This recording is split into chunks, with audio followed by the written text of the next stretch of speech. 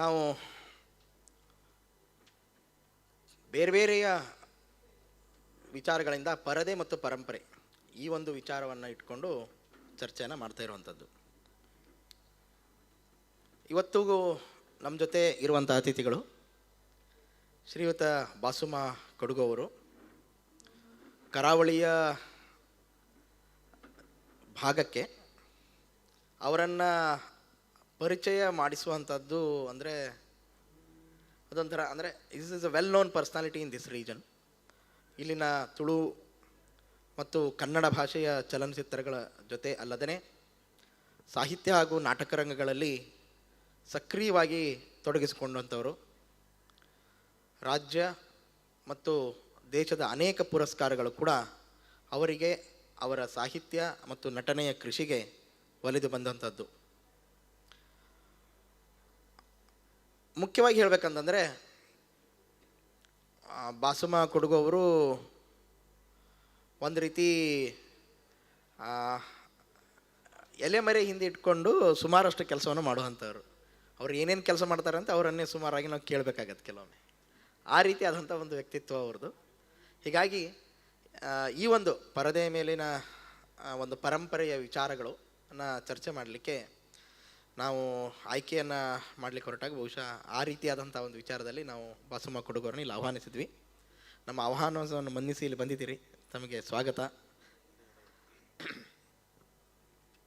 ಇವತ್ತಿನ ದಿವಸ ಪರಂಪರೆ ಅಂದರೆ ಏನು ಅನ್ನುವಂಥದ್ದೊಂದು ಬಹುದೊಡ್ಡ ಪ್ರಶ್ನೆಯಾಗಿರುವಂಥದ್ದು. ಇದೇ ಲಿಟ್ರೇಚರ್ ಫೆಸ್ಟಿವಲ್ ನೋಡಿದರೆ ನಾವು ಜೆನ್ಝಿ ಬಗ್ಗೆ ಚರ್ಚೆಗಳನ್ನು ಮಾಡ್ತಾಯಿದ್ವಿ. ಮೂಲ ನಮ್ಮ ನೆಲೆಗಟ್ಟುಗಳ ಮೇಲೆ ಚರ್ಚೆಗಳನ್ನು ಮಾಡ್ತಾ ಇರುವಂಥದ್ದು. ಮತ್ತು ಇವತ್ತಿನ ನರೇಟಿವ್ ಯುಗದಲ್ಲಿ ನಮ್ಮ ಐಡೆಂಟಿಟಿ ಅನ್ನುವಂಥದ್ದು ಬಹುದೊಡ್ಡ ಪ್ರಶ್ನೆ. ನಾವು ಯಾರು, ಏನು, ಯಾಕೆ, ಎಲ್ಲಿ, ಹೇಗೆ, ಈ ರೀತಿಯಾದಂಥ ಪ್ರಶ್ನೆಗಳು ದೊಡ್ಡ ಪ್ರಮಾಣದಲ್ಲಿ ನಮ್ಮ ಮುಂದೆ ಬಂದು ನಿಂತಿರುವಂಥದ್ದು. ಹೀಗಾಗಿ ಪರಂಪರೆ ಅನ್ನುವಂಥದ್ದು ಕೂಡ ಒಂದು ಪ್ರಶ್ನೆನೇ. ಅದಕ್ಕೆ ಆದಂಥ ಒಂದು ಬಹಳ ದೊಡ್ಡ ಡಿಬೇಟ್ ಬೇಕಾಗಬಹುದೇನೋ ಅನ್ನುವಂಥದ್ದು. ಇನ್ನು ಇಲ್ಲಿ ವಿಚಾರಕ್ಕೆ ಆಯ್ದುಕೊಂಡಂಥ ಎರಡನೇ ಶಬ್ದ ಅದು ಪರದೆ, ಸ್ಕ್ರೀನ್. ಈ ಸ್ಕ್ರೀನ್ ಅನ್ನುವಂಥದ್ದು ಅದು ಹೌದು, ಸಿನಿಮಾ ದೃಷ್ಟಿಯಿಂದನೇ ನಾವು ಚರ್ಚೆನ ಅಂತ ಲಿಮಿಟ್ ಮಾಡಿಕೊಂಡ್ರೆ ಅದು ಸಿನಿಮಾಗೆ ಹೊಂದಿರುವಂಥದ್ದು ಒಂದು ಪರದೆಯ ದೃಷ್ಟಿಯಲ್ಲಿ. ಆದರೆ ಇಲ್ಲಿ ಬರ್ತಾ ಇರುವಂಥ ಚಿತ್ರಣ ಏನು, ಇಟ್ಸ್ ಅ ಬಿಗ್ ಕ್ಯಾನ್ವಾಸ್ ಅನ್ನುವಂಥ ಅರ್ಥವನ್ನೇ ನಾವು ನೋಡಿದರೆ, ಚಿತ್ರಣ ಅನ್ನುವಂಥ ಅರ್ಥವನ್ನು ನೋಡಿದರೆ ಇಲ್ಲಿ ಬರ್ತಾ ಇರುವಂತಹ ಕಲ್ಪನೆ ಏನು, ಚಿತ್ರಗಳೇನು, ಆ ರೀತಿಯಾದಂತಹ ಒಂದು ವಸ್ತುಗಳನ್ನು ಇಟ್ಕೊಂಡು ನಾವು ಈ ಚರ್ಚೆಯನ್ನು ಮಾಡ್ತಾ ಇದ್ದೇವೆ. ಹೀಗಾಗಿ ಈ ಒಂದು ಆರಂಭಿಕ ನಮ್ಮ ಒಂದು ಹರಟೆಯ ಸ್ವರೂಪದ ಈ ಮಾತುಕತೆಯಲ್ಲಿ ಪರದೆ ಹಾಗೂ ಪರಂಪರೆ ಇವುಗಳ ಬಗ್ಗೆ ಅಂದರೆ ಸಂಬಂಧಗಳು ಏನಿರಬಹುದು ಅಂತ ನಾವು ಶುರು ಮಾಡಬಹುದೇನೋ. ಧನ್ಯವಾದಗಳು ಎಲ್ಲರಿಗೆ. ನಮಸ್ತೆ. ಇಲ್ಲಿ ಪರದೆಯಲ್ಲಿ ಪರಂಪರೆ ಅಂತ ಕೇಳಲಿಕ್ಕೆ ಬಹಳ ರೊಮ್ಯಾಂಟಿಕ್ ಆಗಿದೆ. ಅದು ನಾವು ಅದನ್ನು ಕ್ಯಾನ್ವಾಸ್ ಅಂತ ಅರ್ಥೈಸ್ಕೊಂಡ್ರೆ ಅದು ಸ್ಟೇಜು ಆಗ್ಬೋದು ಅಥವಾ ಎಲ್ಲ ಸ್ಪೇಸಲ್ಲಿ ನಾವೆಲ್ಲಿ ಪ್ರೆಸೆಂಟೇಷನ್ ಅಂತ ಮಾಡ್ತೇವೆ ಅಥವಾ ಎಲ್ಲಿ ಪ್ರದರ್ಶನ ಅಂತ ಮಾಡ್ತೇವೆ ಅಥವಾ ಎಲ್ಲಿ ಜನರ ಮುಂದೆ ಹೋಗ್ತೇವೆ ಆ ಜಾಗವನ್ನೆಲ್ಲ ನಾವು ಪರದೆ ಅಂತ ಕನ್ಸಿಡರ್ ಮಾಡಿದರೆ ಈ ಪರಂಪರೆ ಅನ್ನುವಂಥ ಒಂದು ಎಲಿಮೆಂಟ್ ಎಲ್ಲ ಕಡೆ ಕಾಣಿಸ್ಕೊಂಡಿದೆ. ಬಹಳಷ್ಟು ವರ್ಷಗಳಿಂದ, ಬಹಳಷ್ಟು ತಲೆಮಾರುಗಳಿಂದ ಕಾಣಿಸ್ಕೊಂಡಿದೆ. ಹಾಗಾಗಿ ಈ ಪರದೆಯಲ್ಲಿ ಪರಂಪರೆ ಅನ್ನುವಂಥ ಟೈಟ್ಲನ್ನು ನಾವು ಅರ್ಥೈಸಿಕೊಳ್ಳೋದಾದರೆ ಒಟ್ಟು ಪ್ರದರ್ಶಕ ಕಲೆಗಳಲ್ಲಿ ಪರಂಪರೆಯನ್ನು ಹೇಗೆ ಒಳಗೊಳಿಸಲಾಗಿದೆ ಅನ್ನೋ ಬೇಸಿಸ್ನಲ್ಲಿ ಚರ್ಚೆ ಮಾಡಬಹುದು ಅಂತ ನಾನು ಅಂದ್ಕೊಂಡಿದ್ದೇನೆ. ಅದಕ್ಕೆ ಪೀಠಿಕೆಯಾಗಿ ಹೇಳೋದಾದರೆ ನಾವು ಬೇರೆ ಬೇರೆ ಮಾಧ್ಯಮಗಳಲ್ಲಿ, ಅದು ನಾಟಕದ ರಂಗ ಮಾಧ್ಯಮ ಇರ್ಬೋದು, ಸಿನಿಮಾ ಮಾಧ್ಯಮ ಇರ್ಬೋದು, ಸಾಹಿತ್ಯ ಮಾಧ್ಯಮ ಇರ್ಬೋದು, ಅಥವಾ ಎಲ್ಲ ಪ್ರದರ್ಶಕ ಕಲೆಗಳಲ್ಲಿ ಮತ್ತು ಓದಬಹುದಾದ ಪ್ರಕಾರಗಳಲ್ಲಿ ಕೂಡ ಪರಂಪರೆಯನ್ನು ಹಾಸುಹೊಕ್ಕಾಗಿ ಬಳಸಿಕೊಂಡ ಪ್ರಕಾರಗಳೇ ನಾವು ಹೆಚ್ಚು ಕಾಣ್ತಾ ಇದ್ದೇವೆ. ಆದರೆ ಮೊದಲೆಲ್ಲ ಅದು ಬಹಳ ಚರ್ಚೆ ಆಗ್ತಾ ಇರಲಿಲ್ಲ. ನೋಡಿ ಅನುಭವಿಸುವ, ಆನಂದಿಸುವ ಮತ್ತು ಅದನ್ನು ಪಾಲಿಸುವ ಆ ಮಟ್ಟಕ್ಕೆ ಅಷ್ಟೇ ಸೀಮಿತವಾಗಿತ್ತು. ಸೊ ಇತ್ತೀಚಿನ ದಶಕಗಳಲ್ಲಿ ಅದು ಚರ್ಚೆಗೆ ಒಳಗಾಗ್ತಾ ಇದೆ. ಅದು ಬೇರೆ ಬೇರೆ ರೀತಿಯಲ್ಲಿ ಎಕ್ಸ್ಪ್ಲಾಯ್ಟ್ ಆಗ್ತಾ ಇರೋ ಕಾರಣಕ್ಕೆ, ಅಥವಾ ಶೋಷಣೆ ಅಂತ ನಾವು ಶಬ್ದ ಬಳಸೋದಕ್ಕಿಂತ ಬೇರೆ ಬೇರೆ ರೀತಿಯಲ್ಲಿ ಬಳಕೆ ಆಗ್ತಾ ಇರೋದರಿಂದ ಅದರ ಬಗ್ಗೆ ಜನ ಚರ್ಚೆ ಮಾಡಲಿಕ್ಕೆ ಶುರು ಮಾಡಿದ್ದಾರೆ. ಈ ಪರಂಪರೆಯನ್ನು ಯಾಕೆ ಬಳಸಬೇಕು, ಹೇಗೆ ಬೆಳೆಸಬೇಕು, ಎಲ್ಲಿ ಬಳಸಬೇಕು, ಎಷ್ಟು ಬಳಸಬೇಕು ಅನ್ನುವಂಥ ಒಂದು ವಾದಗಳು ಅಲ್ಲಲ್ಲಿ ಕಾಣಿಸ್ಕೊಳ್ತಾ ಇದೆ. ಬಹುಶಃ ಈ ವಾದಗಳ ಹಿನ್ನೆಲೆಯಲ್ಲೇ ಈ ಚರ್ಚೆ ಇಲ್ಲಿ ರೂಪಿಸಲ್ಪಟ್ಟಿದೆ ಅಂತ ನಾನು ಭಾವಿಸ್ತೇನೆ. ಈಗ ಹಿಂದೆ ನಾವು ಸಿನಿಮಾ ಅಂತಲೇ ತೆಗೆದುಕೊಂಡ್ರೆ ಇದರಲ್ಲಿ ವೆಸ್ಟರ್ನ್ ಇನ್ಫ್ಲುಯೆನ್ಸ್ ಇದೆ, ಪಾಶ್ಚಿಮಾತ್ಯದಿಂದ ಬಂದಂಥ ಇನ್ಫ್ಲುಯೆನ್ಸ್ಗಳಿದೆ. ಯಾಕೆಂದರೆ ಅವರ ಸಂಸ್ಕೃತಿಯ ಚಿತ್ರಣ ಆಗತ್ತೆ ಸ್ಕ್ರೀನ್ ಮೇಲೆ ಅನ್ನುವಂಥದ್ದು. ಈಗ ಚರ್ಚೆ ಆಗ್ತಾ ಇರುವಂಥದ್ದು ಮೂಲ ಪರಂಪರೆಗಳು ಕೂಡ ಚಿತ್ರಣಗಳ ಮೇಲೆ ಮಧ್ಯದಲ್ಲಿ ಬರ್ತಾ ಇದೆ. ನೀವು ಹೇಳಿದಾಗೆ ಕಳೆದ ಒಂದು ದಶಕದಿಂದ ಆ ರೀತಿಯಾದಂಥ ಒಂದು ಹೊಸ ವಾತಾವರಣ ಕ್ರಿಯೇಟ್ ಆಗಿರುವಂಥದ್ದು. ಸೊ ಇವೆರಡೂ ಕಾಲಘಟ್ಟವನ್ನು ತಾವು ನೋಡಿದ್ದೀರಿ, ಅದನ್ನೇನು ಹೇಳ್ತೀರ ಅವಾಗ? ಈಗ ನಾವೇನು ಪಾಶ್ಚಿಮಾತ್ಯ ಪರಂಪರೆಯನ್ನು ಅಳವಡಿಸಿಕೊಂಡ ಚಿತ್ರಗಳು ಭಾರತದಲ್ಲಿ ಕಾಣಿಸಿಕೊಂಡಾಗ ಅದರಿಂದ ಆದ ನಷ್ಟ ಏನು ಅಂತ ಕೇಳಿದರೆ ನನಗೇನು ಅನ್ನಿಸ್ತಾ ಇಲ್ಲ. ಒಂದರ್ಥದಲ್ಲಿ ನಷ್ಟ ಆಮೇಲೆ ಹೇಳ್ತೀನಿ. ಅದರ ಲಾಭ ಏನು ಅಂತಂದರೆ, ನಮ್ಮ ಭಾರತೀಯ ಅನೇಕ ಪಾಶ್ಚಿಮಾತ್ಯ ಪದ್ಧತಿಗಳನ್ನು ಬೇರೆ ಎಲ್ಲೂ ನೋಡಲಿಕ್ಕೆ ಆಗದಂಥವರಿಗೆ ಸಿನಿಮಾ ಒಂದು ಪಾಪ್ಯುಲರ್ ಮಾಧ್ಯಮವಾಗಿ ಬಹಳಷ್ಟು ಜನರಿಗೆ ಪಾಶ್ಚಿಮಾತ್ಯ ಕಲೆ, ಸಂಸ್ಕೃತಿ, ಆಚಾರ ವಿಚಾರಗಳ ಬಗ್ಗೆ ತಿಳ್ಕೊಳ್ಳಿಕ್ಕೊಂದು ಮಾಧ್ಯಮ ಆಗಿತ್ತು. ಅಷ್ಟಕ್ಕೆ ಅದು ಸೀಮಿತ ಆಗಿತ್ತು ಕೂಡ. ಆಮೇಲೆ ಪಾಶ್ಚಿಮಾತ್ಯ ಪದ್ಧತಿಯನ್ನು ಅನುಸರಿಸುವುದು ಅಥವಾ ಅದನ್ನು ಅಳವಡಿಸಿಕೊಳ್ಳುವುದು ಜೀವನದಲ್ಲಿ ಅನ್ನೋಂಥ ಒಂದು ಕಲ್ಪನೆಗಳು, ಚರ್ಚೆಗಳು ಶುರುವಾದವು. ಅಲ್ಲಿ ಮುಖ್ಯವಾಗಿ ನಾವು ಆಹಾರ ಪದ್ಧತಿ ಇರ್ಬೋದು ಅಥವಾ ನಮ್ಮ ಬಟ್ಟೆ ವಿನ್ಯಾಸ, ವಸ್ತ್ರ ವಿನ್ಯಾಸ ಇರ್ಬೋದು, ಅದು ಆಕ್ಷೇಪಾರ್ಹ ಲೆವೆಲಿನವರೆಗೂ ಹೋಯಿತು. ಅದರಿಂದಾಗಿ ಆ ಸಿನಿಮಾ ನೋಡೋದ್ರಿಂದ ಈಗ ನಾವು ಹೇಳ್ತೀವಲ್ಲ, ಮೊಬೈಲ್ ನೋಡಿ ಮಕ್ಕಳು ಹಾಳಾದರು, ಸಿನಿಮಾ ನೋಡಿ ಹಾಳಾದರು ಅಂತ ಒಂದು ನೇರ ಸ್ಟೇಟ್ಮೆಂಟ್ ಮಾಡುವ ಹಂತಕ್ಕೆ ಇಳಿದದ್ದು. ಬಟ್ ವಿಮರ್ಶಾತ್ಮಕವಾಗಿ ನಾನು ನೋಡಬೇಕಾಗಿತ್ತು, ಅದು ಯಾಕೆ ನೋಡಲಿಲ್ಲ ಅಂತ ನನಗೆ ಗೊತ್ತಾಗ್ತಾ ಇಲ್ಲ. ಅದು ಇನ್ನೊಂದು, ನಮ್ಮ ಭಾರತೀಯ ಪರಂಪರೆಯ ಸಿನಿಮಾಗಳಲ್ಲಿ ಕೂಡ ನಾನು ಗಮನಿಸಿದ ಹಾಗೆ ನೀವೆಲ್ಲ ರಾಜ್ಯದ ಸಿನಿಮಾವನ್ನು ಗಮನಿಸಿದರೆ ಎಲ್ಲ ಸಿನಿಮಾಗಳಲ್ಲಿ ಕೂಡ ನಮ್ಮ ಆಚಾರ ವಿಚಾರ, ಪರಂಪರೆ, ಆಮೇಲೆ ನಮ್ಮ ರಿಚುವಲ್ ಥಿಯೇಟರ್ನ ಭಾಗಗಳು ಎಲ್ಲವೂ ಬಂದು ಹೋಗಿದೆ. ಬಹುಶಃ ನಮ್ಮ ರಾಜ್ಕುಮಾರ್ ಅವರ ಸಿನಿಮಾದಲ್ಲಿ ಈ ದೇಶದಲ್ಲಿ ಆಗುವ ಅಥವಾ ನಮ್ಮ ರಾಜ್ಯದಲ್ಲಿ ಆಗುವ ಎಲ್ಲ ಪೂಜಾ ಪ್ರಕ್ರಿಯೆಗಳನ್ನು ನೋಡಿದ್ದೇವೆ ನಾವು. ಅಂದರೆ ಎಲ್ಲ ಧಾರ್ಮಿಕ ಆಚರಣೆಗಳನ್ನು ನಾವು ಆ ಸಿನಿಮಾಗಳಲ್ಲಿ ಕಂಡಿದ್ದೇವೆ. ರಾಜ್ಕುಮಾರ್ನ ಎಲ್ಲ ದೇವರ ಸ್ವರೂಪದಲ್ಲೂ ಕಂಡಿದ್ದೇವೆ. ಅವಾಗೆಲ್ಲೂ ಚರ್ಚೆ ಆಗಲಿಲ್ಲ ಅದು, ಯಾಕಂದರೆ ನಾವು ಅದನ್ನು ಸಿನಿಮಾವಾಗಿಯೇ ನೋಡ್ತಾ ಇದ್ದೀವಿ ಅಷ್ಟೇ. ಅಲ್ಲಿ ಆಚರಣೆಗಳಿರಲಿಲ್ವ? ಈಗ ನೋಡಿ, ನೀವು ಬೇರೆ ದೇಶಗಳ ಅಥವಾ ನಮ್ಮ ದೇಶದ ಆರ್ಟ್ ಮೂವೀಸ್ ಅಂತ ನಾವೇನು ಕರಿತೇವಲ್ಲ, ಅದರಲ್ಲಿ ನಾವು ನೋಡಿದಾಗ ಜನರ ಜೀವನ ಪದ್ಧತಿಯನ್ನು ಯಥಾವತ್ತಾಗಿ ಆ ಸಿನಿಮಾದ ಪಾತ್ರಗಳ ಮೂಲಕ ತೋರಿಸ್ತಾ ಇರಲ್ಲ ಅದು. ನೋಡಿ, ಅಲ್ಲಿ ನಾವು ಗಮನಿಸಬೇಕಾಗಿದ್ದು ಅದನ್ನು. ಆ ಪಾತ್ರಗಳು ಯಾವ ರೀತಿಯ ಬದುಕನ್ನು ತೋರಿಸ್ತವೆ ಅಂದರೆ, ಆ ಪಾತ್ರ ರೆಪ್ರೆಸೆಂಟ್ ಮಾಡುವ ಊರಿನ ಬದುಕನ್ನು ತೋರಿಸ್ತದೆ ಸಿನಿಮಾದ ಮೂಲಕ. ಅವರ ಆಹಾರ ಪದ್ಧತಿಯನ್ನು ತೋರಿಸ್ತದೆ, ವಸ್ತ್ರ ವಿನ್ಯಾಸವನ್ನು ತೋರಿಸ್ತದೆ. ಅದನ್ನು ಅಧ್ಯಯನಶೀಲ ದೃಷ್ಟಿಯಿಂದ ನೋಡಿದಾಗ ಅಲ್ಲಿ ಪರಂಪರೆ ಅಳವಡಿಕೆ ಧನಾತ್ಮಕವಾಗಿ ಕಾಣುತ್ತೆ. ಅದನ್ನು ನೋಡಿ, ಅಧ್ಯಯನಶೀಲತೆಯಿಂದ ನೋಡೋದು ಮತ್ತು ವಿಮರ್ಶಾತ್ಮಕವಾಗಿ ನೋಡೋದು, ಅದು ಎರಡು ಸ್ವಲ್ಪ ವ್ಯತ್ಯಾಸ ಇದೆ ಅಂತ ನಾನು ಭಾವಿಸಿದ್ದೇನೆ. ವಿಮರ್ಶೆ ಮಾಡೋದು ಅಧ್ಯಯನ ಮಾಡಿಯೇ ಮಾಡಬೇಕಾಗಿಲ್ಲ, ಈಗ ಅದು ಆಗ್ತಾ ಇಲ್ಲ ಕೂಡ.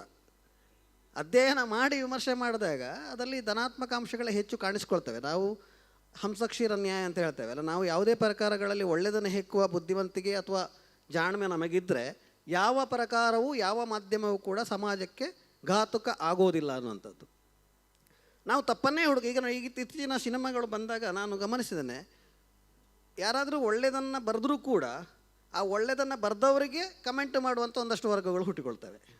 ಅಂದರೆ ಸಿನಿಮಾದಲ್ಲಿ ತಪ್ಪನ್ನೇ ಹುಡುಕಬೇಕು, ಸಿನಿಮಾದಲ್ಲಿ ಬರುವ ಎಲ್ಲ ಎಲಿಮೆಂಟ್ಗಳನ್ನು ನಾವು ವಿಮರ್ಶೆ ಮಾಡಲೇಬೇಕು. ಈ ಹಠಕ್ಕೆ ಬಿದ್ದಂಥ ಒಂದು ಸನ್ನಿವೇಶವನ್ನು ನಾವು ಇವತ್ತು ಗಮನಿಸ್ತಾ ಇರೋದರಿಂದ ಈಗ ಪರದೆಯಲ್ಲಿ ಪರಂಪರೆ ಬಂತು ಅಂತಂದರೆ ಅದು ಚರ್ಚೆಗೆ ಒಳಗಾಗ್ತಾ ಇದೆ ಅನ್ನೋಂಥದ್ದು. ನೀವು ಅದೇ ಯಾವುದೇ ಪರಂಪರೆ ತೋರಿಸದ ಚಿತ್ರ ಅಂದರೆ ನೀವು ಯಾವುದನ್ನು ಉದಾಹರಣೆ ಕೊಡ್ತೀರಿ? ನಮ್ಮ ಬದುಕನ್ನು ಹೊರತುಪಡಿಸಿದ ಸಿನಿಮಾ ಯಾವುದಿದೆ? ಯಾವುದಾದ್ರು ಏಲಿಯನ್ ಸಿನಿಮಾಗಳು ಅಥವಾ ಯಾವುದೋ ಫ್ಯಾಂಟಸಿ ಸಿನಿಮಾಗಳಲ್ಲಿ ಬಹುಶಃ ನಮ್ಮ ಬದುಕಿನ ಭಾಗಗಳಿಲ್ಲದೇ ಇರ್ಬೋದು, ಅದು ಮನರಂಜನೆಗೆ ಸೀಮಿತವಾದಂಥದ್ದು. ಅದನ್ನು ಹೊರತುಪಡಿಸಿದ ಯಾವುದೇ ಸ್ಟೋರಿ ಟೆಲ್ಲಿಂಗ್, ಸಿನಿಮಾ ಒಂದು ಸ್ಟೋರಿ ಟೆಲ್ಲಿಂಗ್ ಆಗಿರೋದ್ರಿಂದ ಯಾವುದೇ ಸ್ಟೋರಿ ಟೆಲ್ಲಿಂಗನ್ನು ಇಟ್ಟುಕೊಂಡು ಮಾಡ್ತಿರುವಂಥ ಎಲ್ಲ ಸಿನಿಮಾಗಳಲ್ಲಿ ಆಯಾಯ ಸಿನಿಮಾ ಎಲ್ಲಿ ಲೊಕೇಟ್ ಆಗುತ್ತೆ ಅಲ್ಲಿಯ ಪರಂಪರೆ ಇದ್ದೇ ಇದೆ, ಅಲ್ಲಿಯ ಆಚರಣೆ ಇದ್ದೇ ಇದೆ, ಅಲ್ಲಿಯ ಜೀವನ ಪದ್ಧತಿ ಇದ್ದೇ ಇದೆ. ಹಾಗಾಗಿ ಅದು ಇದೆ, ಅದನ್ನು ಹೇಗೆ ನೋಡಬೇಕು ಅನ್ನೋದನ್ನು ಚರ್ಚೆ ಮಾಡಬೇಕಾಗಿದೆ ಅಷ್ಟೇ. ಈಗ ನೀವು ಆರ್ಟ್ ಸಿನಿಮಾ ಬಗ್ಗೆ ಮಾತಾಡ್ತಾ ಇದ್ರಿ. ಈ ಪಾಶ್ಚಿಮಾತ್ಯ ಸಂದರ್ಭದಲ್ಲಿ ಈಗ ನೋಡೋದಾದರೆ, ಫ್ರೆಂಚು, ಜರ್ಮನ್ನು ಆದಿಂದ ಎಕ್ಸ್ಪ್ರೆಷನ್ ನೋಡೋದಾದರೆ, ಎಲ್ಲೋ ಒಂದು ಕಡೆ ಅವುಗಳು ಚಳುವಳಿಯ ಮುಖಾಂತರ ಬಂದು ಅಥವಾ ಚಳುವಳಿಯ ಭಾಗವಾಗಿ ಕೂಡ ಬಂದು. ಭಾರತದಲ್ಲಿಯೂ ಆರಂಭಿಕ ಹಂತದಲ್ಲಿ ಅವು ಚಳುವಳಿಯನ್ನೇ ಪ್ರದರ್ಶಿಸುವಂತಹ ಒಂದು ರೀತಿಯಾದ ಬಂಡಾಯ ಮನೋಭಾವವನ್ನು ಪ್ರದರ್ಶಿಸುವಂಥದ್ದಕ್ಕೆನಾಗಿಯೇ ಇರುವಂಥದ್ದು ಅಂತ ಅಂದ್ಕೊಂಡ್ವಿ. ಆದರೆ ಈಗ ಬಂದಿರುವಂತಹ ಚಲನಚಿತ್ರಗಳು ಮೇನ್ ಸ್ಟ್ರೀಮ್ಗೆ ಕ್ಯಾಪ್ಚರ್ ಮಾಡ್ತಾ ಇವೆ. ಈ ಒಂದು ಟ್ರಾನ್ಸಿಷನನ್ನು ಏನು ಹೇಳ್ತೀರಾ? ಅದು ಒಂದನೇ ಭಾಗ.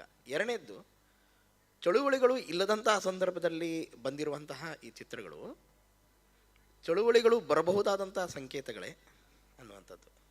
ಈಗ ರಷ್ಯನ್ ಕ್ರಾಂತಿಗೆ ಸಂಬಂಧಪಟ್ಟ ಹಾಗೆ ಆ ಕಾಲದಲ್ಲಿ ಬಂದಂಥ ಅನೇಕ ಪ್ರದರ್ಶಕ ಕಲೆಗಳ ಒಂದು ಗುಚ್ಛ ಅಂತ ನಾವು ಏನು ಕರಿತೇವೆ, ಅದು ಬಹಳ ಪ್ರಾಮಾಣಿಕವಾಗಿ, ಅದು ಪ್ರಾಬಲ್ಯವಾಗಿ ದಾಖಲಿಸಲ್ಪಟ್ಟಿವೆ ಚಳುವಳಿಗಾಗಿ ಬಂದ ಮಾಧ್ಯಮಗಳು ಅಂತ. ನಮ್ಮಲ್ಲಿ ಸಮುದಾಯ ಚಳುವಳಿ, ರಂಗ ಚಳುವಳಿ ಆದಾಗ ಕೂಡ ಅದೊಂದು ಬಂಡಾಯ, ಅದೊಂದು ಚಳುವಳಿ ಅಂತ ಅದನ್ನು ಜನ ಹೇಳ್ತಾ ಇದ್ರು. ಆ ಮಾಧ್ಯಮಗಳಿಗೆ ಒಂದು ಸಾಮಾಜಿಕ ಬದ್ಧತೆ ಇರಬೇಕು ಅಂದರೆ ಸಮಾಜದಲ್ಲಿ ಒಂದು ಧನಾತ್ಮಕವಾದ ಬದಲಾವಣೆಯನ್ನು ಮಾಡುವಂಥ ಹೊಣೆಗಾರಿಕೆ ಮಾಧ್ಯಮಕ್ಕಿದೆ ಅಂತ ನಾನು ವೈಯಕ್ತಿಕವಾಗಿ ನಂಬಿಕೊಂಡು ಬಂದವನು. ಆ ಹಿನ್ನೆಲೆಯಲ್ಲಿ ತುಂಬ ಚಿತ್ರಗಳಾಗಿದೆ. ನಾವು ಸಿಂಪಲ್ಲಾಗಿ ಹೇಳೋದಿದ್ರೆ, ಈಗ ಕನ್ನಡ ಸಿನಿಮಾಗಳಲ್ಲಿ ಕನ್ನಡದ ಬಳಕೆಯನ್ನು ಸಮರ್ಥವಾಗಿ ಮಾಡಿರೋದ್ರಿಂದ ಎಷ್ಟೋ ಜನ ಕನ್ನಡಾಭಿಮಾನಿಗಳು ಹುಟ್ಕೊಂಡ್ರು, ಅಥವಾ ಕನ್ನಡ ಭಾಷೆಗೆ ಒಂದು ಏನು ತೂಕ ಹೆಚ್ಚಾಯಿತು ಸಿನಿಮಾದಿಂದ. ನೋಡಿ, ಅದು ಇಂಡೈರೆಕ್ಟ್ಲಿ ಕನ್ನಡ ಭಾಷೆಗೆ ಒಂದು ಕೊಡುಗೆಯನ್ನು ನೀಡಿದೆ. ಕನ್ನಡದ ಕಂಟೆಂಟ್ ಏನಿರ್ಬೋದು ಸಿನಿಮಾದು, ಬಟ್ ಆ ಸಿನಿಮಾಗಳ ಮೂಲಕ ಕನ್ನಡ ಭಾಷೆಯ ಒಂದು ಆಂದೋಲನ ಆರಂಭ ಆಯಿತು. ಈಗ ಹೇಳೋದಾದರೆ ಇನ್ನೊಂದು ರೀತಿ, ಈಗ ಧಾರ್ಮಿಕ ಸಿನಿಮಾಗಳು ಅಥವಾ ತುಂಬ ಏನು ಹೇಳ್ತಾರೆ ಭಕ್ತಿ ಪ್ರಧಾನ ಸಿನಿಮಾಗಳು ಬಂದು ನಮ್ಮ ಕನ್ನಡದಲ್ಲಿ ತುಂಬ. ಈ ಭಕ್ತಿ ಪ್ರಧಾನ ಸಿನಿಮಾಗಳು ಬಂದಾಗ ಭಾಳಷ್ಟು ಜನರು ಅವರ ಬಿಲೀಫ್ ಸಿಸ್ಟಮನ್ನು ಚೇಂಜ್ ಮಾಡಿಕೊಂಡ್ರು. ನಮ್ಮ ಭಾರತೀಯ ಪದ್ಧತಿಯಲ್ಲಿ ಒಂದು ಬಿಲೀಫ್ ಸಿಸ್ಟಮ್ ಇದೆ, ನಂಬಿಕೆ ಸಿದ್ಧಾಂತ ನಾವೇನು ಕರಿತೇವಲ್ಲ, ನಮ್ಮ ಪ್ರತಿಯೊಬ್ಬರಿಗೂ ಕೂಡ ನಮ್ಮ ಜಾತಿ, ಧರ್ಮ ಅಥವಾ ನಾವಿರುವ ಊರಿಗೆ ಸಂಬಂಧಪಟ್ಟಾಗ ನಾವು ಒಂದು ನಂಬಿಕೆಯನ್ನು ಡೆವಲಪ್ ಮಾಡ್ಕೊಂಡಿರ್ತೇವೆ. ಸೊ ಆ ನಂಬಿಕೆ ಸರಿ ಇರ್ಬೋದು, ಸುಳ್ಳಿರ್ಬೋದು, ತಪ್ಪಿರ್ಬೋದು. ತಪ್ಪು ಅನ್ನೋದಕ್ಕಿಂತ ಅದು ಸುಳ್ಳಿರ್ಬೋದು. ಅದನ್ನು ಸರಿಪಡಿಸ್ಕೊಳ್ಳಿಕ್ಕೆ ಒಂದು ಮಾಧ್ಯಮ ಬೇಕಲ್ಲ, ಅದನ್ನು ತಿದ್ದೋರು ಯಾರು? ಸೊ ಅಂಥ ಸಂದರ್ಭಗಳಲ್ಲೆಲ್ಲ ಇಂಥ ಪ್ರದರ್ಶಕ ಮಾಧ್ಯಮಗಳು, ಸಿನಿಮಾ ಮಾಧ್ಯಮಗಳು ತುಂಬ ಜನರಿಗೆ ಸಹಾಯ ಮಾಡಿದೆ, ಅವರ ನಂಬಿಕೆ ಸಿದ್ಧಾಂತಗಳನ್ನು ವಿಮರ್ಶೆ ಮಾಡಿಕೊಳ್ಳೋದಕ್ಕೆ ಅಥವಾ ಬದಲಾಯಿಸ್ಕೊಳ್ಳಿಕ್ಕೆ. ಇದು ಒಂದು ಭಾಗ. ನೀವು ಪಾಶ್ಚಿಮಾತ್ಯ ಸಿನಿಮಾಗಳು, ನಾವು ಒಪ್ಪಿತವಾದದ್ದು ಅಂತ ನಾವೇನು ಇವತ್ತು ಈ ಫಿಲ್ಮ್ ಫೆಸ್ಟಿವಲ್ಗಳಾದಾಗ ಎಷ್ಟೋ ಪಾಶ್ಚಿಮಾತ್ಯ ಸಿನಿಮಾಗಳಿಗೆ ನಮಗೆ 18 ವರ್ಷದ ಕೆಳಗಿನವರಿಗೆ ಪ್ರವೇಶ ಇಲ್ಲ. ನಾವು ಭಾರತೀಯ ನೆಲದಲ್ಲಿ ನಿಂತುಕೊಂಡು ಯೋಚನೆ ಮಾಡುವಾಗ ಆ ಸಿನಿಮಾಗಳನ್ನು ನಾವು ಹೇಗೆ ಪೋರ್ನ್ ಸಿನಿಮಾಗಳು ಅನ್ನೋ ಮಟ್ಟಿಗೆ ನಾವು ಹೇಳ್ತೇವೆ ಮಕ್ಕಳಿಗೆ, ಅದೆಲ್ಲ ನೋಡಲಿಕ್ಕಿಲ್ಲ ಅಂತ. ಆದರೆ ಪಾಶ್ಚಿಮಾತ್ಯ ದೇಶಗಳಲ್ಲಿ ಅದೊಂದು ಒಪ್ಪಿತವಾದಂಥ ವಿಷಯ ಆದ ಕಾರಣ ಅವರ ಬಹುತೇಕ ಸಿನಿಮಾಗಳಲ್ಲಿ ಅದಿದೆ. ಹಾಗಂತ ಅಂಥ ಒಳ್ಳೆ ಕಲಾತ್ಮಕ ಚಿತ್ರಗಳಲ್ಲಿ ಅಂಥ ಸನ್ನಿವೇಶಗಳಿದ್ದರೂ ಆ ಸನ್ನಿವೇಶಕ್ಕಾಗಿ ಒಂದು ಕಲಾತ್ಮಕ ಚಿತ್ರವನ್ನು ನೋಡದ ಹಾಗೆ ನಾವು ನಮ್ಮ ಮಕ್ಕಳನ್ನ ಇವತ್ತು ತಡಿತಾ ಇದ್ದೇವೆ. ಅದೇ ನಮ್ಮ ಮಕ್ಕಳು ಅವರವರ ಬೆಡ್ರೂಮಲ್ಲಿ ಕೂತ್ಕೊಂಡು ಮೊಬೈಲಲ್ಲಿ ಏನು ನೋಡಬಾರ್ದು ಅದನ್ನೆಲ್ಲ ನೋಡ್ತಾ ಇದ್ದಾರೆ. ನಾವು ಯಾವುದನ್ನು ಬ್ಯಾನ್ ಮಾಡಬೇಕನ್ನೋಂಥ ಸ್ಪಷ್ಟತೆ ಇಲ್ಲ ಅಂತ. ಹಾಗಾಗಿ ಭಾರತೀಯ ಸಂಸ್ಕೃತಿಗೆ ಒಪ್ಪಿತವಾದದ್ದು ಮತ್ತು ಪಾಶ್ಚಿಮಾತ್ಯ ಸಂಸ್ಕೃತಿಗೆ ಒಪ್ಪಿತವಾದದ್ದು, ನಾವು ಎರಡನ್ನೂ ಒಪ್ಪಬೇಕು. ನಮಗೆ ಬೇಕು ಬೇಡ ಅನ್ನೋದು ನಾವು ತೀರ್ಮಾನ ಮಾಡಿದ್ರಾಯಿತು. ಹಾಗಾಗಿ ಅವರ ಧರ್ಮವನ್ನು ನಾವು ನೋಡಬಾರ್ದು, ಅವರ ಪರಂಪರೆಯನ್ನು ನಾವು ನೋಡಬಾರ್ದು, ಅಥವಾ ನಮ್ಮ ಪರಂಪರೆನ ಅವ್ರಿಗೆ ತೋರಿಸ್ಬಾರ್ದು. ಅವೆಲ್ಲ ಸ್ವಲ್ಪ ನಮ್ಮನ್ನು ನಾವು ಸಣ್ಣ ಮಾಡ್ಕೊಂಡು ಹಾಗೆ ಆಗ್ತದೆ ಅಂತ ನನ್ನ ಭಾವನೆ. ಮತ್ತು ಇನ್ನೊಂದು ಪರಂಪರೆ ಅಂದಾಗ, ಈ ಪರಂಪರೆ ಅನ್ನುವಂಥ ಶಬ್ದದ ಸ್ಪಷ್ಟತೆಯನ್ನು ನಾವು ನಮ್ಮ ಯೂತ್ಸಿಗೆ, ಜನ್ರೇಷನ್ಗೆ ಹೇಳಬೇಕಾಗತ್ತೆ. ನೋಡಿ, ಇಲ್ಲಿ ಪರಂಪರೆ ಅಂದರೆ ಟ್ರೆಡಿಷನ್ ಅಂತ. ಅಯ್ಯೋ ಅದು ನಮ್ಮ ಟ್ರೆಡಿಷನ್. ಈಗ ನಾನು ಯಾರಿಗೋ ನನ್ನ ಫ್ರೆಂಡಿಗೆ ಮಾತಾಡಿದೆ, ನಾನು ಕೊಡಗು ಜಿಲ್ಲೆಯಿಂದ ಬಂದನು. ಕೊಡಗಲ್ಲಿ ಒಂದು ಟ್ರೆಡಿಷನ್ ಇದೆ, ಯಾರೇ ಹಿರಿಯರು ಬರಲಿ ನಾವು ಅವ್ರಿಗೆ ಕಾಲು ಮುಟ್ತೇವೆ, ನಮಸ್ಕಾರ ಮಾಡ್ತೇವೆ. ಅಂದರೆ ನಮಗೆ ಸ್ವಲ್ಪ ಹಿರಿಯರು ಅಂತ ಅನಿಸಿದ್ರೆ ಸಾಕು, ನಾವು ಕಾಲಿಗೆ ಬಿದ್ದು. ಈಗ ನಾವು ಬಂಡಾಯವಾಗಿ ಯೋಚನೆ ಮಾಡಿದರೆ ಕಾಲಿಗೆ ಬೀಳೋದಂತ ಸರೆಂಡರ್ ಆಗೋದು, ಅದು ಅಲ್ವಾ? ವಾದ ಆಗ್ತಾ ಇದೆ. ಅದರಿಂದ ನಾವು ಕಾಲಿಗೆ ಬಿದ್ದರೆ ಅಂದರೆ ನಾವು ಸರೆಂಡರ್ ಆದ್ವಿ ಅಂತ. ಅದಕ್ಕೆ ನಾನು ಹೇಳಿದ್ದೆ, ಕಾಲಿಗೆ ಬೀಳುವುದು ಅಂದರೆ ಸರೆಂಡರ್ ಆಗೋದಲ್ಲ, ಅದು ಒಂದು ಟೂಲ್ ಫಾರ್ ಬ್ರಿಡ್ಜಿಂಗ್ ಎಚ್ಚರ್ ಅಂತ ನಾನು ಹೇಳ್ತೇನೆ. ಅಂದರೆ ನಮ್ಮ ಸಂಬಂಧವನ್ನು ಬೆಳೆಸಲಿಕ್ಕೆ ಅದೊಂದು ಟೂಲ್ ಅಷ್ಟೇ. ನಾನು ಜಸ್ಟ್ ಹೀಗೆ ಅದರಲ್ಲಿ ತಪ್ಪೇನು ಅಂತ ನಾವು ಅದನ್ನು ತುಂಬ ವಿಮರ್ಶಾತ್ಮಕವಾಗಿ ಮಾತಾಡೋರು, ಅದು ಪರಂಪರೆ ಅಂತ ನೀವು ಹೇಳ್ತೀರಿ, ಅದು ಹೇಗೆ ಪರಂಪರೆ ಆಗುತ್ತೆ? ಅದು ಹಾಗೆ ಇನ್ನೊಬ್ಬರೇ ಕಾಲಿಗೆ ಬೀಳೋದಲ್ಲ. ಅರ್ಥ ಆಗ್ತಾಯಿದೆ, ನಾವು ಪರಂಪರೆಯನ್ನು ವ್ಯಾಖ್ಯಾನಿಸಿದ್ರಲ್ಲಿ ತಪ್ಪಿದ್ದೇವೆ ಅಂತ ಒಂದದು. ಇನ್ನು ಆಚರಣೆಯನ್ನು ಕೂಡ ನಾವು ಪರಂಪರೆ ಅಂತ ಕರಿತೇವೆ. ಬೆಳಗ್ಗೆದ್ದು ಭಜನೆ ಮಾಡಲೇಬೇಕು, ದೀಪ ಹಚ್ಚಲೇಬೇಕು, ಪೂಜೆ ಹಚ್ಚಬೇಕು, ಸರಿ, ಅದು ನಮ್ಮ ಆಚರಣೆ. ಆ ಆಚರಣೆಯನ್ನು ನೀವು ಒಬ್ಬ ಮಗ ಅಥವಾ ಮಗಳು ಒಪ್ಪುವುದು ಬಿಡೋದು ಅವಳ ಸ್ವಾತಂತ್ರ್ಯಕ್ಕೆ ಅಥವಾ ಅವನ ಸ್ವಾತಂತ್ರ್ಯಕ್ಕೆ ಬಿಟ್ಟದ್ದು. ನಾವು ಅದೇ ಆಚರಣೆನ ಇವತ್ತು ನಮ್ಮ ಟ್ರೆಡಿಷನ್ ಅಂತ ಕರಿತೇವೆ. ಪರಂಪರೆ ಅಂತ ಕರೆದು ಅದನ್ನು ಇಂಪೋಸ್ ಮಾಡ್ತಾ ಇದ್ದೇವೆ. ಅದು ನಮ್ಮ ಪರಂಪರೆ, ಬಿಡಬೇಡಿ. ಆಚರಣೆಯ ಪರಂಪರೆ ಅಲ್ಲ, ಅದು ರೂಢಿಗತವಾಗಿ ಬಂದಂಥ ಒಂದು ನಿಷ್ಠೆ. ಹಾಗಾಗಿ ಪರಂಪರೆ, ಈಗ ನಮ್ಮಲ್ಲಿ ಇದು ಮೈಸೂರು ಅರಮನೆ ಹೀಗೆ ಒಂದು ಶಿಲ್ಪ ಇದೆ, ಅದೊಂದು ಟ್ರೆಡಿಷನ್. ಅದನ್ನು ಚೇಂಜ್ ಮಾಡಲಿಕ್ಕೆ, ಅದು ಮೈಸೂರು. ಈಗ ಒಂದು ಕಾಂಜೀವರಂ ಸಿಲ್ಕ್ ಅಂತ ಕರಿತೇವೆ. ಕಾಂಜೀವರಂ ಸಿಲ್ಕ್ ಅನ್ನೋದು ಒಂದು ಟ್ರೆಡಿಷನ್, ಯಾಕಂದರೆ ಅದು ಒಂದು ಬ್ರ್ಯಾಂಡ್.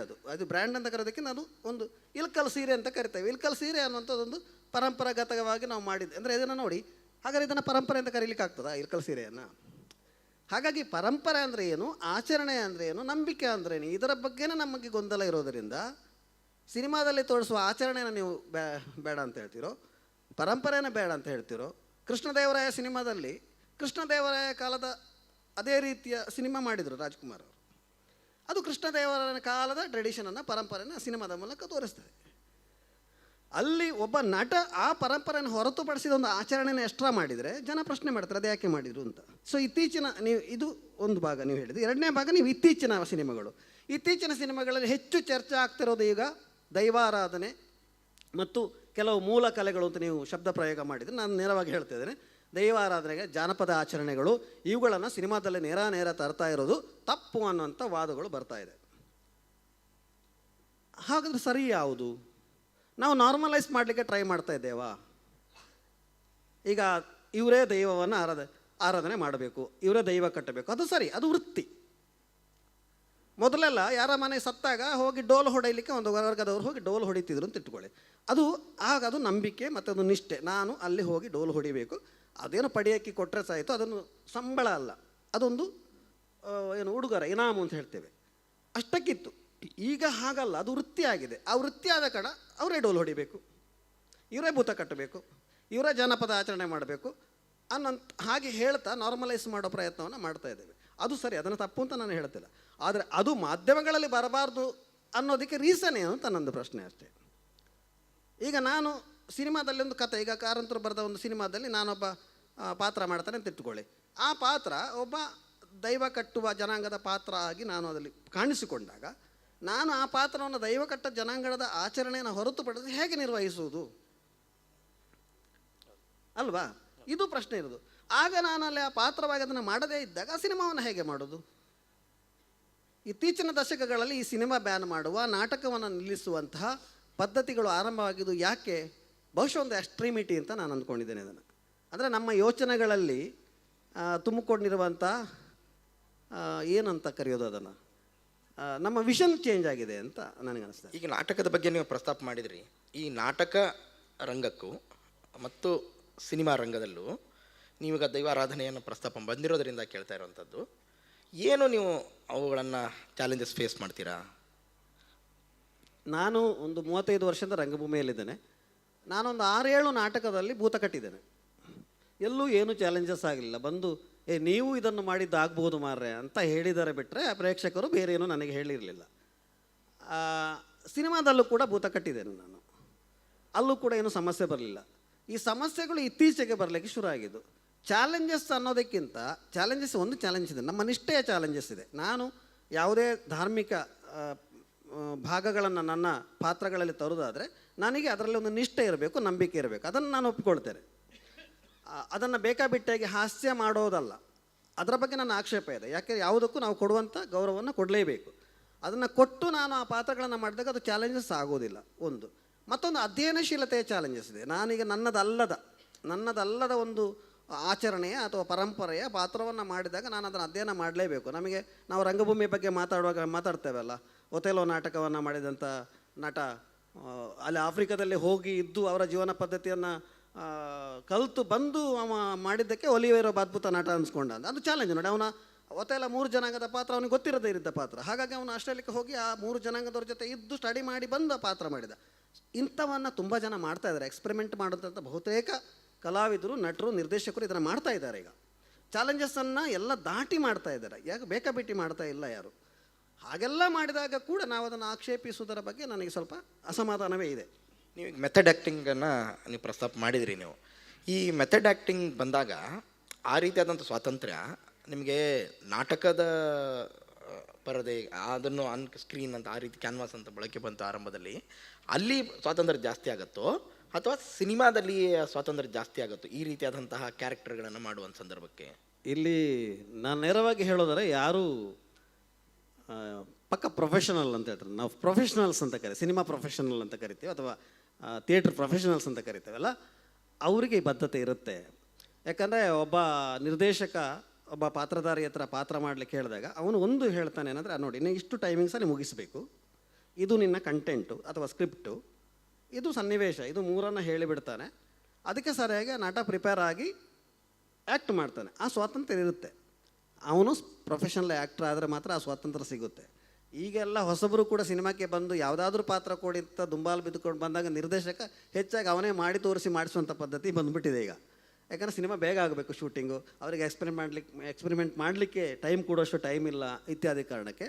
ಹಾಗಾಗಿ ಸಿನಿಮಾದಲ್ಲಿ ಎರಡನ್ನೂ ಒಪ್ತೇನೆ. ಕೆಲವೊಮ್ಮೆ ಅವರಿಗೆ ಸ್ವಾತಂತ್ರ್ಯ ಇಲ್ಲ, ಆದರೆ ಬಹುತೇಕ ಪ್ರೊಫೆಷನಲ್ಸಿಗೆ ಸ್ವಾತಂತ್ರ್ಯ ಸಿಗುತ್ತೆ. ರಂಗಭೂಮಿ ಬಂದಾಗ ಅದು ರಿಹರ್ಸಲ್ ಓರಿಯೆಂಟೆಡ್ ಪ್ಲ್ಯಾಟ್ಫಾರ್ಮ್. ಈಗ ಸಿನಿಮಾದಲ್ಲೂ ರಿಹರ್ಸಲ್ ಶುರು ಮಾಡಿದ್ದಾರೆ. ರಂಗಭೂಮಿ ರಿಹರ್ಸಲ್ ಓರಿಯೆಂಟೆಡ್ ಪ್ಲ್ಯಾಟ್ಫಾರ್ಮ್ ಆಗಿರೋದ್ರಿಂದ ಅಲ್ಲಿ ಎಕ್ಸ್ಪೆರಿಮೆಂಟ್ ಮಾಡಲಿಕ್ಕೆ ಅಥವಾ ಅದನ್ನು ಹೆಚ್ಚು ಬೆಳೆಸಲಿಕ್ಕೆ ಬೇಕಾದಷ್ಟು ಅವಕಾಶಗಳು ನಟನಿಗೆ ಇರ್ತದೆ. ನಿರ್ದೇಶಕ ಕೂಡ ಆ ಸ್ವಾತಂತ್ರ್ಯವನ್ನು ಕೊಡ್ತಾನೆ. ಈಗ ನೀವು ರಾಜ್ಕುಮಾರ್ ಪ್ರಸ್ತಾಪವನ್ನು ಕೂಡ ಮಾಡಿದ್ರಿ. ಈಗ ಅವರು ರಾಘವೇಂದ್ರ ಸ್ವಾಮಿ ಪಾತ್ರವನ್ನು ಮಾಡುವಂಥ ಸಂದರ್ಭದಲ್ಲಿ, ಬಸವೇಶ್ವರ ಮಾಡುವಂಥ ಸಂದರ್ಭದಲ್ಲಿ ಅವರು ಆಹಾರ ಪದ್ಧತಿಯನ್ನು ಬದಲಿ ಮಾಡ್ಕೊಂಡಿದ್ರು. ಮೂಲ ಅಂದರೆ ಆ ಟ್ರೆಡಿಷನಲ್ಲಿ, ರಾಘವೇಂದ್ರ ಸ್ವಾಮಿಗಳ ಟ್ರೆಡಿಷನಲ್ಲಿ ಬಂದಿರೋವಂಥದ್ದನ್ನು ಪ್ರಾಕ್ಟೀಸ್ ಮಾಡ್ಕೊಂಡಿದ್ರು. ಇದೆಲ್ಲ part of the method acting. ನಾವು ಅದನ್ನು ಒಂದು ಕಲ್ಚರ್ ಅಂತ ತೆಗೆದುಕೊಂಡ್ರೆ ಅದು ಭಾಗವಾಗಿಯೇ ಇದನ್ನು ನಾವು ನೋಡುವಂಥದ್ದು. ಅವ್ರು ಫಾಲೋ ಮಾಡಿದ್ರು ಇಲ್ಲ ಅಭಿಮಾನಿಗಳು ಅದೆಲ್ಲ ಎರಡನೇ ಡಿಬೇಟ್ ಅದು. ಬಟ್ ಎಸ್, ಒಂದು ದೃಶ್ಯ ಅದಕ್ಕೆ ಆಗಬೇಕಾದಂಥ ತಯಾರಿ ಆ ದೃಷ್ಟಿಯಿಂದ ನೋಡಿದರೆ ಇದು ಒಂದು ರೀತಿಯಾದಂಥ ಮೆಥಡ್ ಆ್ಯಕ್ಟಿಂಗ್ ಪರ್ಫಾರ್ಮೆನ್ಸೇ. ತಾವು ಕೂಡ ದೈವದ ಪಾತ್ರಗಳನ್ನು ಕೂಡ ಮಾಡಿದಿರಿ. ತಮ್ಮ ವೈಯಕ್ತಿಕ ಅನುಭವದಲ್ಲಿ ಅದು ಎಷ್ಟು ಚಾಲೆಂಜಿಂಗ್ ಆಗಿತ್ತು, ಯಾವ ರೀತಿಯಾದಂಥ ಪ್ರಿಪರೇಷನನ್ನು ಪರದೆಗಾಗಿ ನೀವು ಈ ಒಂದು ಪಾರಂಪರಿಕ ಆಚರಣೆಗಳನ್ನು ಅದರ ಭಾಗವಾಗಿ ಹೇಗೆ ಹೋದ್ರಿ ಅನ್ನುವಂಥದ್ದು? ನನಗೆ ಒಂದು ಮುಖ್ಯವಾಗಿ ಅರ್ಥ ಆಗಿದ್ದೇನಂತಂದರೆ, ನಾಟಕ ಅಥವಾ ಅಭಿನಯ ಅನ್ನೋದು ಅಭಿನಯ, ಜೀವನ ಅನ್ನೋದು ಜೀವನ, ಆಚರಣೆ ಅನ್ನೋದು ಆಚರಣೆ, ಇದು ಮೂರು ಬೇರೆ ಬೇರೆ ಅಂತ.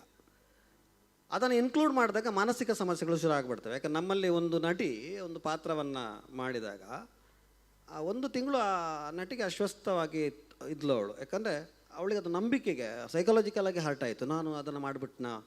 ಒಂದು ದೈವದ ಪಾತ್ರವನ್ನು ನಾಟಕದಲ್ಲಿ ಬರುತ್ತೆ, ಅವಳಿಗೆ ದರ್ಶನ ಬರುತ್ತೆ, ಬೀಳ್ತಾಳೆ, ಎಲ್ಲ ಆಯಿತು, ಚೆಂದ ಆ್ಯಕ್ಟ್ ಮಾಡಿದ್ಲು, ಅವಳಿಗೆ ಬೆಸ್ಟ್ ಆ್ಯಕ್ಟರ್ಸ್ ಅವಾರ್ಡು ಕೂಡ ಸಿಕ್ಕಿತ್ತು ಅದರಲ್ಲಿ. ಬಟ್ ನೆಕ್ಸ್ಟ್ 1 ಮಂತ್ ಅದು ಅವಳಿಗೆ ಸೈಕಾಲಜಿಕಲ್ ಇಂಪ್ಯಾಕ್ಟ್ ಆಯಿತು. ಅದು ಯಾಕಾಯ್ತಂದರೆ ಅಭಿನಯವನ್ನು ಜೀವನವನ್ನು ನಂಬಿಕೆಯನ್ನು ಮರ್ಜ್ ಮಾಡಿದಾಗ ಆ ಸಮಸ್ಯೆ ಆಯಿತು. ನನಗೆ ಅಂಥ ಚಾಲೆಂಜ್ಗಳಿಲ್ಲ. ಯಾಕಂದರೆ ನಾನೊಬ್ಬ ಮನಃಶಾಸ್ತ್ರೀಯ ವಿದ್ಯಾರ್ಥಿ ಆಗಿರೋದರಿಂದ ನಾನು ಅದನ್ನು ಎರಡೂ ದೃಷ್ಟಿಕೋನದಿಂದ ನೋಡುವಾಗ ನನಗೆ ಆ ಪಾತ್ರಕ್ಕೆ ಏನು ತಯಾರಿ ಬೇಕು, ಪ್ರಾಕ್ಟಿಕಲ್ ತಯಾರಿಗಳು ಅಷ್ಟನ್ನೇ ಮಾಡಿಕೊಂಡ. ಅದು ನನಗೆ ಮಾನಸಿಕವಾಗಿ ಹಚ್ಕೊಂಡಿಲ್ಲ. ನೋಡಿ, ದೈವಾರಾಧನೆಯಲ್ಲಿ ಕೂಡ ಆವಾಹನೆ ಅಂತ ಒಂದು ಶಬ್ದ ಇದೆ. ಈ ಆವಾಹನೆಯ ಹಂತವನ್ನೇ ನಾವು ನಂಬಿಕೆಯ ಪೀಕ್ ಅಂತ ಕರೆಯುವಂಥದ್ದು. ನಟರಲ್ಲಿ ಕೂಡ ಸ್ಟಾನ್ಸ್ಲಾವಿಸ್ಕಿ ಹೇಳ್ತಾನೆ ಅದನ್ನು, ರಿಯಲಿಸ್ಟಿಕ್ ಆ್ಯಕ್ಟಿಂಗಲ್ಲಿ ಅದೊಂದು ರೀತಿಯ ಆವಾಹನೆ ಅಂತ. ಈ ಆವಾಹನೆ ಮಾಡಿಕೊಂಡು ನಟನೆ ಮಾಡಿದರೆ ಪ್ರಾಕ್ಟಿಕಲ್ಲಾಗಿ ನಮಗೆ ಇರಲಿಕ್ಕೆ ಆಗೋದಿಲ್ಲ. ಸಿನಿಮಾದಲ್ಲಿ 10 ಸೆಕೆಂಡ್ಲಿ ಕಟ್ ಆಗಿದೆ, 10 ಸೆಕೆಂಡ್ ಕಟ್ ಆಗೋದಿಲ್ಲ. ಸೊ ಆವಾಗ ನಾವು ಇದನ್ನು ಆ ದೃಷ್ಟಿಕೋನದಿಂದ ಪ್ರಾಕ್ಟೀಸ್ ಮಾಡಬೇಕಾಗತ್ತೆ. ಆವಾಹನೆ ದೃಷ್ಟಿಕೋನದಿಂದ ಪ್ರಾಕ್ಟೀಸ್ ಮಾಡಲಿಕ್ಕೆ ಆಗೋದಿಲ್ಲ.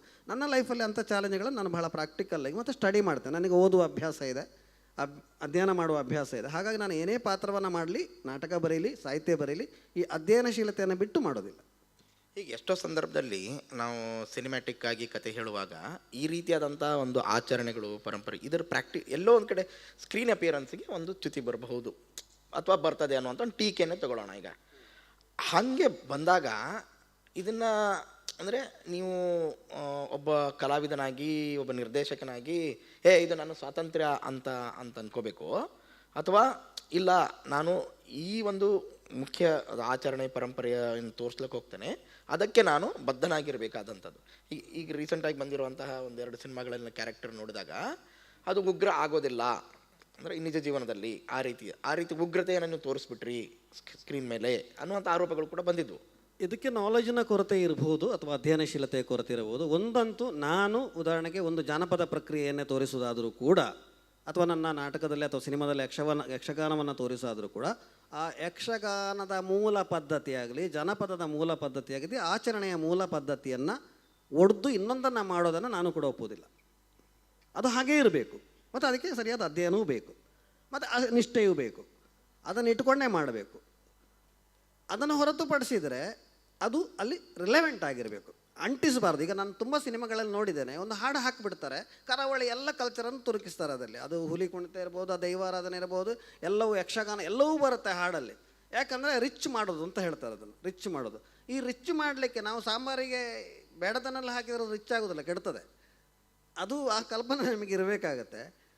ಅದು ಅಲ್ಲಿ ಬದ್ಧತೆಯನ್ನು ನಿರೀಕ್ಷೆ ಮಾಡೋದು ತಪ್ಪಾಗ್ತದೆ. ಅಲ್ಲಿ ಬದ್ಧತೆ ಏನಿರ್ತದೆ ಹೇಳಿ, ನಾವು ವಿಶ್ವಲ್ಸನ್ನು ಥ್ರೋ ಮಾಡ್ತಾ ಇರ್ತೇವೆ. ವಿಶ್ವಲ್ಸನ್ನು ಥ್ರೋ ಮಾಡೋದಲ್ಲ, ಅದು ಕಂಟೆಂಟಿಗೆ ರಿಲೆವೆಂಟ್ ಆಗಿದ್ದರೆ ನಾವು ಅದನ್ನು ಅಷ್ಟೇ ಸಮರ್ಪಕವಾಗಿ ಬಳಸಿಕೊಳ್ಳೋದ್ರಲ್ಲಿ ತಪ್ಪಿಲ್ಲ ಅನ್ನೋದು ನನ್ನ ವಾದ. ಆದರೆ ಈಗ ಏನಾಗ್ತಾ ಇದೆ ಅಂದರೆ, ನಾನು ಆಗಲೂ ನನ್ನ ಫ್ರೆಂಡ್ ಹತ್ರ ಒಬ್ಬರಿಗೆ, ನಾನು ಯಕ್ಷಗಾನದಲ್ಲೂ ಇದ್ದೇನೆ, ನಾನು ಯಕ್ಷಗಾನವನ್ನು ತುಂಬ ಎಕ್ಸ್ಪೆರಿಮೆಂಟ್ ಮಾಡ್ತಾ ಇದ್ದಾರೆ ಈಗ. ಅದೊಂದು ಪ್ರದರ್ಶಕ ಕಲೆ, ಅದನ್ನು ಎಕ್ಸ್ಪೆರಿಮೆಂಟನ್ನು ನಾವು ಆಕ್ಷೇಪ ಮಾಡುವ ಹಾಗಿಲ್ಲ.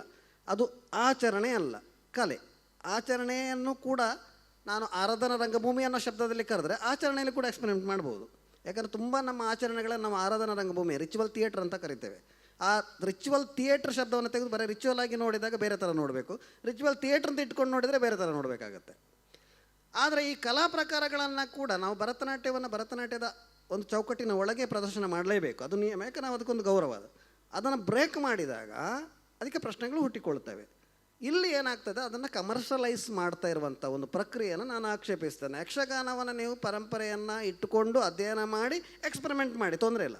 ಅದೇ ಯಕ್ಷಗಾನವನ್ನೇ ತಗೊಂಡೋಗಿ ಯಾವುದೋ ಕಂಪನಿಯ ಆ್ಯಡಿಗೆ ಬಳಕೆ ಮಾಡೋದು ತಪ್ಪು ಅಂತ ಅದು ನನ್ನ ವಾದ. ಅದೊಂದು ಕಲಾ ಪ್ರಕಾರವನ್ನು ಆ ಥರ ಕಮರ್ಷಿಯಲೈಸ್ ಮಾಡಿದಾಗ ಅದು ಬೀದಿಗೆ ಬರುತ್ತಲ್ವಾ, ಅದರ ಬಗ್ಗೆ ನನ್ನ ಆಕ್ಷೇಪ ಇದೆ ವೈಯಕ್ತಿಕವಾಗಿ. ಅದನ್ನು ಹೊರತುಪಡಿಸಿದರೆ ಕಲಾ ಪ್ರಕಾರವನ್ನು ಈಗ ಇಲ್ಲಿ ಈ ಸ್ಟೇಜಲ್ಲಿ ಒಂದು ಇಂಟರ್ನ್ಯಾಷನಲ್ ಸೆಮಿನಾರ್ ನಡೀತದೆ, ಕರ್ನಾಟಕದ ಜನಪದ ಕಲೆ ಇಲ್ಲಿ ಮಾಡಬಾರ್ದು, ಅದನ್ನು ನಾನು ಒಪ್ಪುವುದಿಲ್ಲ. ಯಾಕಂದರೆ ಇಂಟರ್ನ್ಯಾಷನಲ್ ಪ್ಲ್ಯಾಟ್ಫಾರ್ಮಲ್ಲಿ ಕೂಡ ಜನಪದ ಕಲೆ ಯಾಕೆ ತೋರಿಸಬಾರ್ದು ನಾವು? ಇಲ್ಲಿ ಇದು ನಡೀತಾ ಇದೆ ಈಗ.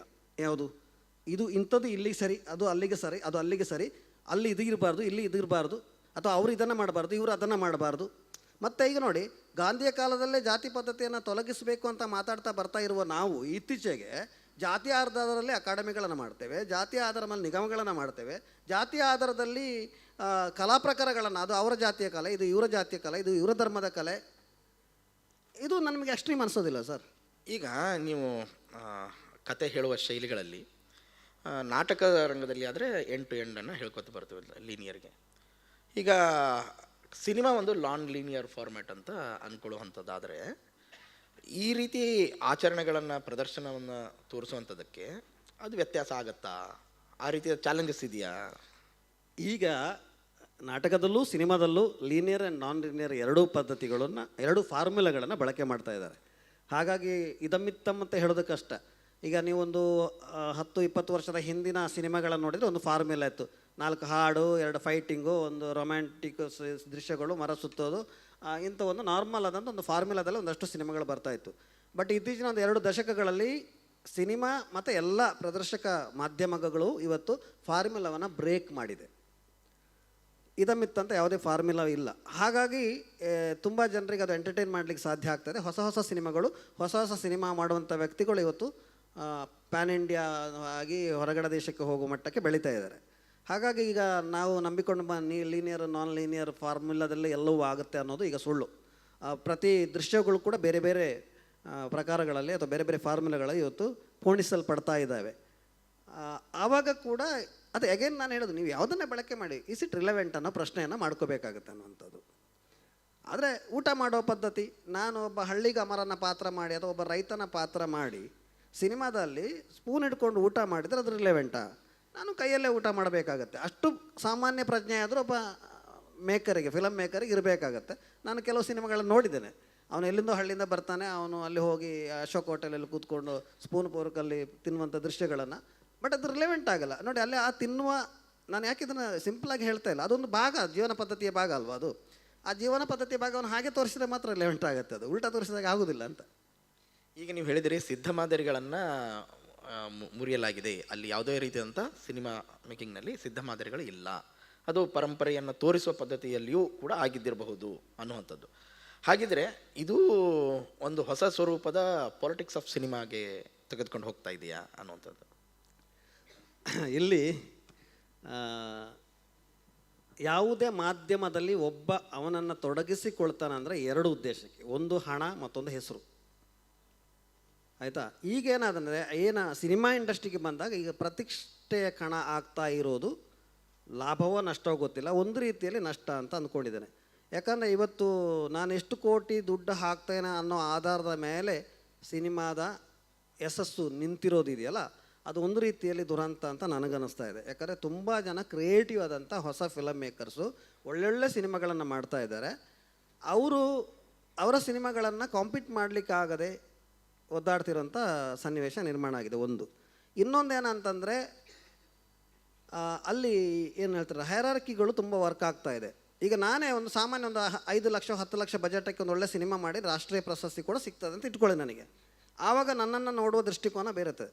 ಆ ರಾಷ್ಟ್ರೀಯ ಪ್ರಶಸ್ತಿ ಸಿಕ್ಕಿತ್ತು ಅಂತ ಇನ್ನೊಂದಷ್ಟು ಜನ ಸಿನಿಮಾ ಮಾಡಿಸ್ತಾರೆ ನನ್ನ ಹತ್ರ, ಜಾಸ್ತಿ ದುಡ್ಡು ಹಾಕಿ ಸಿನಿಮಾ ಮಾಡಿಸ್ತಾರೆ. ಆಮೇಲೆ ನಾನು 5 ಕೋಟಿ 10 ಕೋಟಿ 100 ಕೋಟಿಗೆ ತಲುಪ್ತೇನೆ. ಆ 100 ಕೋಟಿಗೆ ತಲುಪಿದ ಮೇಲೂ ಕೂಡ ನಾನು 20 ಲಕ್ಷ ಸಿನಿಮಾ ಮಾಡಲಿಕ್ಕೆ ತಯಾರಿದ್ದೇನಾ? ನಿಮ್ಮ ಪ್ರಶ್ನೆಯ ಲಾಜಿಕಲಿ ಉತ್ತರ ಇದು. ಯಾಕಂದರೆ ಇಲ್ಲಿ ಅದು ನೀವು ಹೇಳಿದ ಪೊಲಿಟಿಕಲ್ ಅದು ಅಗೇನ್ ಅದು ಕೂಡ ನಾರ್ಮಲೈಸ್ ಆಗ್ತಾಯಿದೆ ಅಂತ. ಅಂದರೆ ಈಗ ಒಂದು ಶ್ರೀಮಂತರ ಹತೋಟಿಯಲ್ಲಿ ಇರಬೇಕನ್ನುವಂಥದ್ದು. ಈಗ ದೈವಾರಾಧನೆಯನ್ನು ಕೂಡ ಹತೋಟಿಯಲ್ಲಿ ತಗೊಳ್ತಾ ಇದ್ದಾರೆ, ಜಾನಪದ ಪ್ರಕಾರಗಳನ್ನು ಹತೋಟಿಯಲ್ಲಿ ತಗೊಳ್ತಾ ಇದ್ದಾರೆ, ಸಾಹಿತ್ಯ ಪ್ರಕಾರವನ್ನು ಹತೋಟಿಗೆ ತಗೊಳ್ತಿರೋ ಪ್ರಯತ್ನಗಳು ನಡೀತಾ ಇದ್ದಾವೆ. ಈ ಹತೋಟಿಗೆ ತಗೊಳ್ಳುತ್ತಿರೋ ಪ್ರಯತ್ನಗಳು ಇದೆಯಲ್ಲ, ಅದು ಮಾಡ್ತಾ ಮಾಡ್ತಾ ಪ್ರಾಕ್ಟೀಸ್ ಆಗಿಬಿಡ್ತದೆ, ಜನ ಅದನ್ನು ಒಪ್ಕೊಳ್ತಾ ಇದ್ದಾರೆ. ಈಗ ನಾವು ಈ ಥರ ಡಿಸೆಂಟ್ರಲೈಸೇಷನ್ ಆಗಬೇಕು ಅಂತ ಮಾತಾಡೋದಾದ್ರೆ ನನ್ನೊಂದು ಪ್ರಶ್ನೆ ಇದೆ. ಈಗ ನಾವು ಬಡಗಿ ಕೆಲಸವನ್ನು ಬಡಗಿಯೇ ಮಾಡಬೇಕು ಅಂತಂದರೆ ಒಪ್ತೀರಾ? ನೇಕರ್ನ ಕೆಲಸ ನೇಕರ್ನೇ ಮಾಡಬೇಕಂದ್ರೆ ಒಪ್ತೀರಾ? ಆ ವೃತ್ತಿ ಅಂತ ಬಂದಾಗ ಎಲ್ಲ ಕೆಲಸವನ್ನು ಮಾಡಲಿಕ್ಕೆ ನಾವು ಒಪ್ಕೊಂಡಿದ್ದೇವಲ್ಲ. ಹಾಗಾದರೆ ಇಂಥ ಆಚರಣೆಗಳನ್ನ ಎಲ್ಲರೂ ಮಾಡಿದರೆ ಏನಾಗ್ತದೆ? ಲಾಜಿಕಲ್ ಪ್ರಶ್ನೆಗಳು. ಹಾಗಾಗಿ ಸಿನಿಮಾ ಮಾಧ್ಯಮದಲ್ಲಿ ಇವತ್ತು ವೃತ್ತಿ ಅಂತ ಪರಿಗಣಿಸಲ್ಪಟ್ಟಿರೋದರಿಂದ ಮತ್ತು ಅದೊಂದು ದಂಧೆ, ಒಂದು ರೀತಿಯಲ್ಲಿ ದಂಧೆಯ ಹಂತಕ್ಕೆ ತಲುಪಿರೋದರಿಂದ ಇಂಥ ಸಣ್ಣ ಪುಟ್ಟ ಸಮಸ್ಯೆಗಳು ಅಲ್ಲಲ್ಲಿ ಕಾಣಿಸ್ಕೊಳ್ತಾ ಇದ್ದಾವೆ. ಈ ನೆಲಮೂಲದ ಕಥೆಗಳನ್ನು ಹೇಳುವಂಥ ಸಂದರ್ಭದಲ್ಲಿ ನಾನು ಇತ್ತೀಚಿನ ಬಂದ ಸಿನಿಮಾಗಳ ಬಗ್ಗೆ 2 ಥರದ ರಿವ್ಯೂಗಳನ್ನು ಓದಿದ್ದೇನೆ. ಒಂದು ಸಂದರ್ಭದಲ್ಲಿ ಹೇಳುತ್ತದೆ ಭಾರತೀಯ ಪರಂಪರೆ, ನಮ್ಮ ವ್ಯವಸ್ಥೆ ಇವುಗಳನ್ನು ತೋರಿಸ್ತಾ ಇದೆ, ಇವುಗಳು ಮತ್ತೆ ಸ್ಕ್ರೀನ್ ಮೇಲೆ ಬರ್ತಾ ಇದೆ ಅನ್ನುವಂಥದ್ದು ಒಂದು ವಾದ. ಇನ್ನೊಂದು ವಾದ ಏನು ಬರ್ತಾ ಇರುವಂಥದ್ದು ಅಂತಂದರೆ ಅದು ಹೇಳುವಂಥದ್ದು, ನೋಡಿ ಇಲ್ಲಿ ಬಂಡಾಯ ಸ್ವರೂಪವನ್ನು ಕೊಟ್ಟಿದ್ದಾರೆ, ಕೆಲವೊಂದಿಷ್ಟು ಅವ್ರ ಮೇಲೆ ನಡೀತಿರೋಂಥ ದಬ್ಬಾಳಿಕೆಗಳನ್ನು ವಿರುದ್ಧವಾಗಿ ಒಂದು ಸಮುದಾಯ ಬಂಡೆ ಹೇಳ್ತದೆ, ಆ ರೀತಿಯಾದಂತಹ ವ್ಯವಸ್ಥೆಯನ್ನು ತೋರಿಸ್ಕೊಟ್ಟಿದ್ದಾರೆ. ಹೀಗಾಗಿ ಮುಂದಿನ ದಾರಿಗೆ ಒಂದು ಇರುವಂಥದ್ದಕ್ಕೆ ಇದು ಒಂದು ಕಲ್ಪನೆಯನ್ನು ಕಟ್ಟಿಕೊಟ್ಟಿದೆ ಅನ್ನುವಂಥದ್ದು. ಅಫ್ಕೋರ್ಸ್ ಡೈರೆಕ್ಟರ್ಗೆ ಈ ರೀತಿಯಾದಂಥದ್ದು ಕಲ್ಪನೆಗಳು ಇರ್ತದೋ ಇಲ್ಲೋ ಅನ್ನೋಂಥದ್ದಕ್ಕೆ ನೋಡುಗನ ಕಲ್ಪನೆಯಲ್ಲಿ ಈ ರೀತಿಯಾದಂಥ ವ್ಯತ್ಯಾಸಗಳು ಬರ್ತಾ ಇವೆ.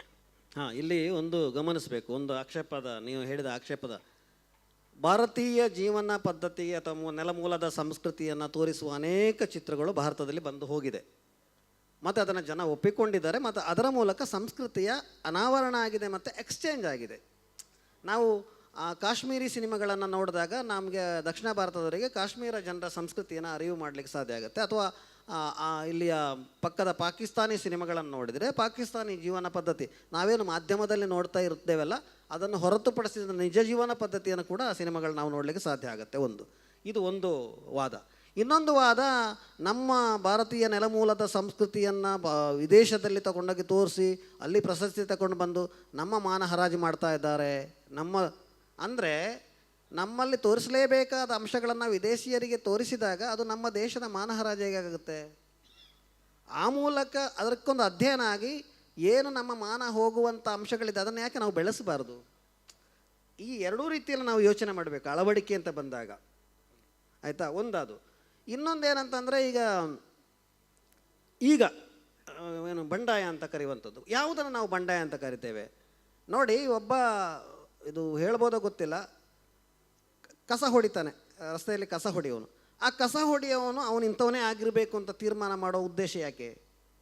ಅವನ ಪರವಾಗಿ ನಿಂತು ನಾನು ಮಾತಾಡಿದರೆ ಅದು ಬಂಡಾಯ ಹೇಗೆ ಆಗ್ತದೆ? ಈಗ ಸಾಹಿತ್ಯದಲ್ಲಿ ಕೂಡ ನೋಡಿ, ನಾನು ಬಂಡಾಯ ಸಾಹಿತಿ, ನಾನು ದಲಿತ ಸಾಹಿತಿ, ನಾನು ಬ್ರಾಹ್ಮಣ ಸಾಹಿತಿ, ಅದನ್ನು ಹೇಳಿಕೊಳ್ಳೋ ಸಾಹಿತ್ಯ ಅಷ್ಟೇ. ಅದಕ್ಕೆ ಈ ಬಣ್ಣಗಳು ಯಾಕೆ ಅಂತ ನಾನು ಇತ್ತೀಚೆಗೆ ಒಂದು ಕವನ ಬರೆದಿದ್ದೆ, ಶಬ್ದಗಳಿಗೆ ಒಂದು ಕುಲಾವಿಗೂ ಬಂತು ಬಣ್ಣ ಅಂತ. ಅಂದರೆ ಈಗ ಮಗು ಹುಟ್ಟುವಾಗಲೇ ಕುಲಾವಿಗೆ ಬಣ್ಣ ಹಾಕಿ ಮಗುವನ್ನು ಪ್ರೆಸೆಂಟ್ ಮಾಡುವಂಥ ಲೆವೆಲ್ನವರೆಗೆ ನಾವು ತಲುಪಿಬಿಟ್ಟಿದ್ದೇವೆ ಸಮಾಜದಲ್ಲಿ. ಕುಲಾವಿಗೂ ಬಂತು ಬಣ್ಣ ಅಂತ ಅಂದರೆ ನಾವು ಯಾಕೆ ಬಣ್ಣವನ್ನು ಆ ಬಣ್ಣ ಹಚ್ಚೋದರಿಂದ ಅದು ಬಂಡಾಯ, ಅದು ಇದು ಅಂತ ನಾವು ಹೇಳ್ತೇವೆ. ನೀವು ಸಾಹಿತ್ಯವನ್ನು ಸಾಹಿತ್ಯವಾಗಿ ಓದಿ. ಒಬ್ಬ ಗಂಡ ಹೆಂಡತಿಯ ಪ್ರೀತಿಯನ್ನು ಒಬ್ಬ ಕವನ ಬರೀತಾನೆ ಅಂತಂದರೆ ಆ ಕವನದ ಮೂಲಕ ಒಂದು ಗಂಡ ಹೆಂಡತಿ, ಒಂದು ಫ್ಯಾಮಿಲಿ ಸರಿ ಆಗೋದಾದರೆ ಅದೇ ಅದರ ಸಾರ್ಥಕತೆ ಅಂತ ನಾನು ಭಾವಿಸ್ತೇನೆ. ಅದನ್ನು ಬರೆದದ್ದು ಅವ ಆದ ಕಾರಣ ನಾನು ಅದನ್ನು ಓದಬೇಕಾಗಿಲ್ಲ. ಅವ ಬರೆದ ಕಾರಣ ಅದು ನನಗೆ ಹೆಲ್ಪ್ ಆಯಿತು. ಸೊ ಅದನ್ನು ಈ ಮೂಲ ಯಾರ್ದು ಅನ್ನೋದಕ್ಕಿಂತ ಕೃತಿ ಯಾರ್ದು ಅನ್ನೋದು ನೋಡೋದು ಒಳ್ಳೇದಲ್ವಾ. ಈಗ ಕನ್ನಂಬಾಡಿ ಕಟ್ಟಿದ್ರು ವಿಶ್ವೇಶ್ವರಯ್ಯ, ಅದು ಓಕೆ, ವಿಶ್ವೇಶ್ವರಯ್ಯರ ಆ ಕೃತಿ ಇವತ್ತಿಗೂ ಇದೆ. ವಿಶ್ವೇಶ್ವರಯ್ಯ ಇಲ್ಲದೆ ಇರ್ಬೋದು, ಕೃತಿ ಇವತ್ತಿಗಿದೆ ಅಂತ. ಆ ಕೃತಿಯ ಹಿರಿಮೆಯನ್ನು ನಾವು ಹೇಳಬೇಕಾಗಿದೆ, ಮೂಲದವನಲ್ಲ. ನೆನಪಿಸ್ಕೋಬೇಕು, ಅದು ಬೇರೆ ಕೃತಜ್ಞತೆಯ ಭಾವದಿಂದ. ಹಾಗಾಗಿ ಒಂದು ಯಾವುದೋ ಸಾಮಾಜಿಕ ವಿಘಟನೆಗಳನ್ನು ಅಥವಾ ಸಮಾಜದಲ್ಲಿ ನಡೆಯುವ ಕುಕೃತ್ಯಗಳನ್ನು ಒಬ್ಬ ಸಿನಿಮಾದ ಮೂಲಕ ವಿಮರ್ಶೆ ಮಾಡ್ತಾನಂತ ಅದನ್ನು ಬಂಡಾಯ ಅಂತ ಕರೆಯೋ ಬದಲು ಅದನ್ನು ಅಭಿವೃದ್ಧಿಗೆ ಒಂದು ಹೋರಾಟ ಅಂತ ಯಾಕೆ ಕರಿಬಾರ್ದು, ಅಥವಾ ಬದಲಾವಣೆಯ ಹೋರಾಟ ಅಂತ ಯಾಕೆ ಕರಿಬಾರ್ದು. ಒಂದು ಜೀತ ಪದ್ಧತಿಯನ್ನು ವಿರೋಧಿಸುವ ದೃಶ್ಯಗಳು ಎಷ್ಟು ಬರ್ತದೆ ಸಿನಿಮಾದಲ್ಲಿ. ಜೀತ ಪದ್ಧತಿಯ ಒಂದು ಬರ್ತದ ದೃಶ್ಯ, ಅದನ್ನು ಯಾರೋ ಬಿಡುಗಡೆ ಮಾಡ್ತಾನೆ, ಅದು ಸಾಮಾಜಿಕವಾಗಿ ಅವನ್ನೆಲ್ಲರೂ ಒಂದೇ ಅಂತ ಹೇಳ್ತಾರೆ ಅಂತ ಒಂದು ಇಟ್ಕೊಳ್ಳಿ. ಅದು ತಪ್ಪಾ ಸಿನಿಮಾದಲ್ಲಿ ತೋರಿಸಿದರೆ ಅಲ್ವಾ? ಇವತ್ತಿಗೂ ಜೀತ ಪದ್ಧತಿ ಇಲ್ವಾ? ಇವತ್ತು ದೊಡ್ಡ ದೊಡ್ಡ ಪಟ್ಟಣಗಳಲ್ಲಿ ದೊಡ್ಡ ದೊಡ್ಡ ಹೋಟೆಲ್ಗಳಲ್ಲಿ ಇವತ್ತು ಕೂಡ 1 ಲಕ್ಷ 2 ಲಕ್ಷಕ್ಕೆ ಪರ್ಚೇಸ್ ಮಾಡಿದ ಮಕ್ಕಳು ಕೆಲಸ ಮಾಡ್ತಾ ಇದ್ದಾರೆ. ನಾವು ಇದನ್ನು ಹೈಟೆಕ್ ಜೀತ ಪದ್ಧತಿ ಅಂತ ಕರೆಯೋದು. ಹಾಗಾದರೆ ಅದನ್ನು ವಿಮೋಚನೆ ಮಾಡುವಂಥ ಒಂದು ದೃಶ್ಯ ಬಂದಿದೆ. ಯಾವುದೊಂದು ಸಿನಿಮಾ, ನನ್ನ ಹೆಸರು ಹೇಳೋದಿಲ್ಲ, ಒಂದು ಸಿನಿಮಾದಲ್ಲಿ ಅದು ಬಂದಿದೆ. ಹೋಟೆಲಲ್ಲಿ ಅನಧಿಕೃತವಾಗಿ ಕೆಲಸ ಮಾಡುವ, ರೈಲ್ವೆ ಪ್ಲ್ಯಾಟ್ಫಾರ್ಮಲ್ಲಿ ಅನಧಿಕೃತವಾಗಿ ಕೆಲಸ ಮಾಡುವ ಮಕ್ಕಳ ಬಗ್ಗೆ ಅವರನ್ನು ಬಿಡುಗಡೆ ಮಾಡುವ ಒಂದು ಕಥೆಯ ಸಿನಿಮಾ ಬಂದಿದೆ. ಆ ಸಿನಿಮಾ ಹಾಗಾದರೆ ಅದು ಬಂಡಾಯವಾ? ಹೀಗೆ ನಾವು ವ್ಯಾಖ್ಯಾನಿಸುವ ರೀತಿ ಬದಲಾಗಬೇಕಾಗಿದೆ, ಅಥವಾ ನೋಡುವ ದೃಷ್ಟಿ ಬದಲಾಗಬೇಕಾಗಿದೆ. ಖಂಡಿತವಾಗಿಯೂ. ಈಗ ನೀವು ಹೇಳಿದಾಗೆ 2 ರೀತಿಯಾದಂಥ ವ್ಯತ್ಯಾಸ. ಒಂದು ಮೂಲ ಸ್ವರೂಪದಲ್ಲಿ ಇರುವಂಥ ಒಂದು ವ್ಯವಸ್ಥೆ, ಅದು ಪೂಜಾ ಪದ್ಧತಿ ಆಗಿರ್ಬೋದು, ಅದನ್ನು ತೋರಿಸಿದಾಗ ಭಾಳ ಒಳ್ಳೆಯ ಸ್ವರೂಪದ ಅಪ್ರಿಸಿಯೇಷನ್ ಬರ್ತದೆ. ಸಂದರ್ಭಕ್ಕೆ ತಕ್ಕಂತಹ ನೆಲಮೂಲದ ಸಂಸ್ಕೃತಿ ಬಂದಾಗ ಅದಕ್ಕೆ ಯಾಕೋ ವ್ಯತ್ಯಾಸ ಆಗುತ್ತೆ. ಇದು ಬಹುಶಃ ನಮ್ಮಲ್ಲಿ, ಅಂದರೆ ವ್ಯವಸ್ಥೆಯಲ್ಲಿ, ಸಮಾಜದಲ್ಲಿ ಇರುವಂತಹ ನೋಡುವಿಕೆಯ ಕೊರತೆನಾ ಅನ್ನುವಂಥದ್ದು. ಅದೇ ಸರ್, ನಾವು ನೋಡುವಿಕೆ ಅನ್ನೋದಕ್ಕಿಂತ ನಾನು ಒಂದು ಪ್ರಕಾರಕ್ಕೆ ಕೆಲಸ ಮಾಡೋದಾದರೆ ಸಿನಿಮಾ ಅಂತ ಇಟ್ಕೊ, ನಾನೊಬ್ಬ ಸಿನಿಮಾ ಮೇಕರ್, ಒಬ್ಬ ನಿರ್ದೇಶಕನಾಗಿ ಕೆಲಸ ಮಾಡ್ತಾನೆ ಅಂತ ಇಟ್ಕೊಳ್ಳಿ. ಆ ನಿರ್ದೇಶಕನಾಗಿ ಕೆಲಸ ಮಾಡುವಾಗ ನಾನು ನಮ್ಮ ನೆಲಮೂಲ ಸಂಸ್ಕೃತಿಯ ಒಂದು ಭಾಗವನ್ನು ಆ ಸಿನಿಮಾದಲ್ಲಿ ತರ್ತೇನೆ ಅಂತಂದರೆ, ನಾನು ಅದನ್ನು ಮೂಲವಾಗಿ ಯಾರು ಮಾಡ್ತಾ ಇದ್ದಾರೆ ಅವ್ರ ಹತ್ರ ಹೋಗಿ ಅಧ್ಯಯನ ಮಾಡಬೇಕು, ಕೇಳ್ಕೋಬೇಕು, ತಪ್ಪಾಗಿ ಪ್ರೆಸೆಂಟ್ ಮಾಡಬಾರ್ದು. ಈಗ ಉದಾಹರಣೆ, ನಮ್ಮಲ್ಲಿ ಭೂತಕ್ಕೆ ಬಡಿಸುವುದು ಅಂತಿದೆ, ಅಗೆಲು ಬಳಸುವುದು ಅಂತ ನಮ್ಮಲ್ಲೆಲ್ಲ ಕರಾವಳಿಯಲ್ಲಿ ಮಾಮೂಲಿ.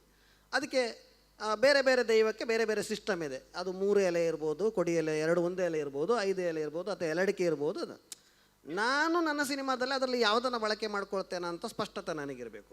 ಆ ಸ್ಪಷ್ಟತೆ ಬಂದ ಮೇಲೆ ಅದೇ ಮೂಲ ಸ್ವರೂಪದಲ್ಲಿ ಅದನ್ನು ಯಾರು ಆಚರಣೆ ಮಾಡ್ತಾರೆ ಅವ್ರ ಹತ್ರ ಹೋಗಿ ನಾನು ಮಾಹಿತಿ ತೊಗೊಂಡು ಅದನ್ನು ಹಾಗೇ ಪ್ರೆಸೆಂಟ್ ಮಾಡಬೇಕು. ನನಗೆ ಗೊತ್ತಿದ್ದಕ್ಕೆ ಪ್ರೆಸೆಂಟ್ ಮಾಡಿದಾಗ ಅದು ವಿಮರ್ಶೆಗಿಂತ ಹೆಚ್ಚಾಗಿ ಟೀಕೆಗೊಳಗಾಗತ್ತೆ. ಸೊ ಇದು ನೆಲಮೂಲ ಸಂಸ್ಕೃತಿಯನ್ನು ನಾವು ನಮ್ಮದು ಯಾವುದೇ ಮಾಧ್ಯಮಗಳಲ್ಲಿ ಅಳವಡಿಸಿಕೊಳ್ಳೋದಾದರೆ ಅದನ್ನು ಸರಿಯಾಗಿ ಅಧ್ಯಯನ ಮಾಡಬೇಕು, ಮತ್ತು ಯಾರು ಮಾಡ್ತಾರಲ್ಲ ಅವ್ರ ಹತ್ರವೇ ಅಧ್ಯಯನ ಮಾಡಿದರೆ ಒಳ್ಳೆಯದು ಅಂತ. ಈಗ ನೀವು ಹೇಳ್ತಾ ಇದ್ದೀರಿ ಕಮರ್ಷಿಯಲೈಸ್ ಆಗ್ತಾ ಇದ್ದೇವೆ ಎಲ್ಲೋ ಒಂದು ಕಡೆ ಅಂಥೇಳಿ. ಹಾಗಿದ್ರೆ ಕಥಾ ನಿರೂಪಣಾ ಶೈಲಿಯಲ್ಲಿನೇ ಸಮಸ್ಯೆ ಇದೆಯಾ, ಅಥವಾ ಅದನ್ನು ಕೆಲವೊಂದಿಷ್ಟು ವೈಭವೀಕರಣ ಮಾಡ್ತೇವೆ ಮತ್ತು ಇವತ್ತಿನ ಅವೈಲೇಬಲ್ ಟೆಕ್ನಾಲಜಿಯನ್ನು ಉಪಯೋಗಿಸ್ಕೊಂಡು ಅದನ್ನು ಹೈಪ್ ಮಾಡುವಂಥದ್ದು, ಆ ರೀತಿಯಾದಂಥದ್ದು. ಸೊ ಈ ಒಂದು ಪ್ರೆಸೆಂಟೇಷನ್ ಸ್ಟೈಲ್ನಲ್ಲಿ ಇಲ್ಲಿ ಒಂದು ದೊಡ್ಡ ಸಮಸ್ಯೆ ಇರೋದು ಟೆಕ್ನಾಲಜಿ. ಈಗ ನೋಡಿ, ಫ್ಯಾಂಟಸಿ ಸಿನಿಮಾಗಳಲ್ಲಿ ನಾವು ಎಷ್ಟು ಬೇಕಾದ್ರೆ ಟೆಕ್ನಾಲಜಿಗಳನ್ನು ಉಪಯೋಗಿಸ್ಕೊಂಡ್ರೆ ಜನ ಒಪ್ತಾರೆ, ಯಾಕಂದರೆ ಅದು ಫ್ಯಾಂಟಸಿ, ಅದನ್ನು ನಾವು ರಮ್ಯವಾಗಿ ನೋಡ್ತೇವೆ.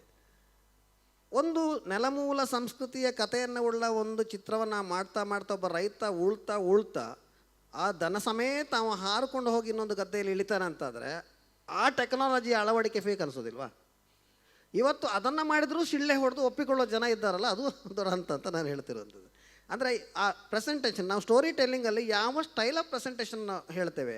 ನಾನು ಒಂದು ಕತೆ ಹೇಳಲಿಕ್ಕೆ ಹೊರಟ್ರೆ ಅದು ಸರಳ ಮಾದರಿಯಲ್ಲೇ ಮುಗಿಸಬಹುದಾದ ಕಥೆಯಾದ ಅದನ್ನು ಸರಳ ಮಾದರಿಯಲ್ಲೇ ಅನಿವಾರ್ಯವಾಗಿ ಮುಗಿಸಬೇಕು. ಅಲ್ಲಿ ನನ್ನ ಸ್ಕ್ರಿಪ್ಟಿಂಗಲ್ಲಿ, ಸ್ಕ್ರೀನ್ ಪ್ಲೇಯಲ್ಲಿ, ಅಥವಾ ಫೋಟೋಗ್ರಫಿಯಲ್ಲಿ, ಅಥವಾ ನನ್ನ ಉಳಿದ ಸ್ಕಿಲ್ಲಲ್ಲಿ ಆ ಸಿನಿಮಾವನ್ನು ರಿಚ್ ಮಾಡಬೇಕು ಹೊರತು ಅದಕ್ಕೆ ನಾನು ಎಕ್ಸ್ಟ್ರಾ ಹಾಕಬಾರ್ದು.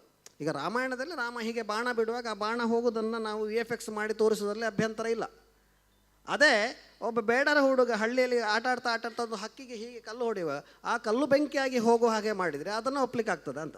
ಅಂದರೆ ಈ ಟೆಕ್ನಾಲಜಿಯನ್ನು ನಾವು ಎಲ್ಲಿ ಬಳಕೆ ಮಾಡ್ತಾ ಇದ್ದೇವೆ ಅಥವಾ ಎಲ್ಲಿ ಬಳಕೆ ಮಾಡಬೇಕು ಅನ್ನೋಂಥ ಸ್ಪಷ್ಟತೆ ಇರಬೇಕು. ಬಟ್ ಇವತ್ತು ಜನ ಅದು ಎಲ್ಲಿ ಹೇಗೆ ಬಳಕೆ ಮಾಡಿದರೂ ಒಪ್ಕೊಂಡು ಅದಕ್ಕೆ ಚಪ್ಪಾಳೆ ತಟ್ತಾ ಇದ್ದಾರಲ್ಲ, ಅಂದರೆ ನಾವು ಪ್ರೇಕ್ಷಕರನ್ನ ಬದಲಾಯಿಸ್ತಾ ಇದ್ದೇವೆ ಅನ್ನೋಂಥ ಒಂದು ಗುಮಾನಿ ಆರಂಭವಾಗಿದೆ ನನಗೆ. ಬಟ್ ಅದು ಹಾಗೇ ಮುಂದೆ ಹೋದರೆ ಯಾವುದು ಸಿನಿಮಾ ಯಾವುದು ಫೇಕ್ ಅಂತ ಗೊತ್ತಾಗದ ಸ್ಥಿತಿಗೆ ಮುಂದುವರಿಬೋದು. ಈ ಒಂದು ಪ್ರಜ್ಞೆ ಎಲ್ರಿಗಿದ್ರೆ ಒಳ್ಳೆಯದು ಅಂತ ನಾನು ಭಾವಿಸ್ತೇನೆ. ಖಂಡಿತವಾಗಿಯೂ ಈ ಚರ್ಚೆ ಮುಂದುವರ್ಸೋಣ. ಒಂದಿಷ್ಟು ಆಡಿಯನ್ಸ್ಗಳಿಂದ ಕೂಡ ಒಂದಿಷ್ಟು ಪ್ರಶ್ನೆಯನ್ನು ತೆಗೆದುಕೊಳ್ಳುವಂಥ ಪ್ರಯತ್ನ ಮಾಡ್ತೀವಿ. ಅಲ್ಲಿ ಲಾಸ್ಟ್ ಲೈನ್ ಇರ್ತದೆ.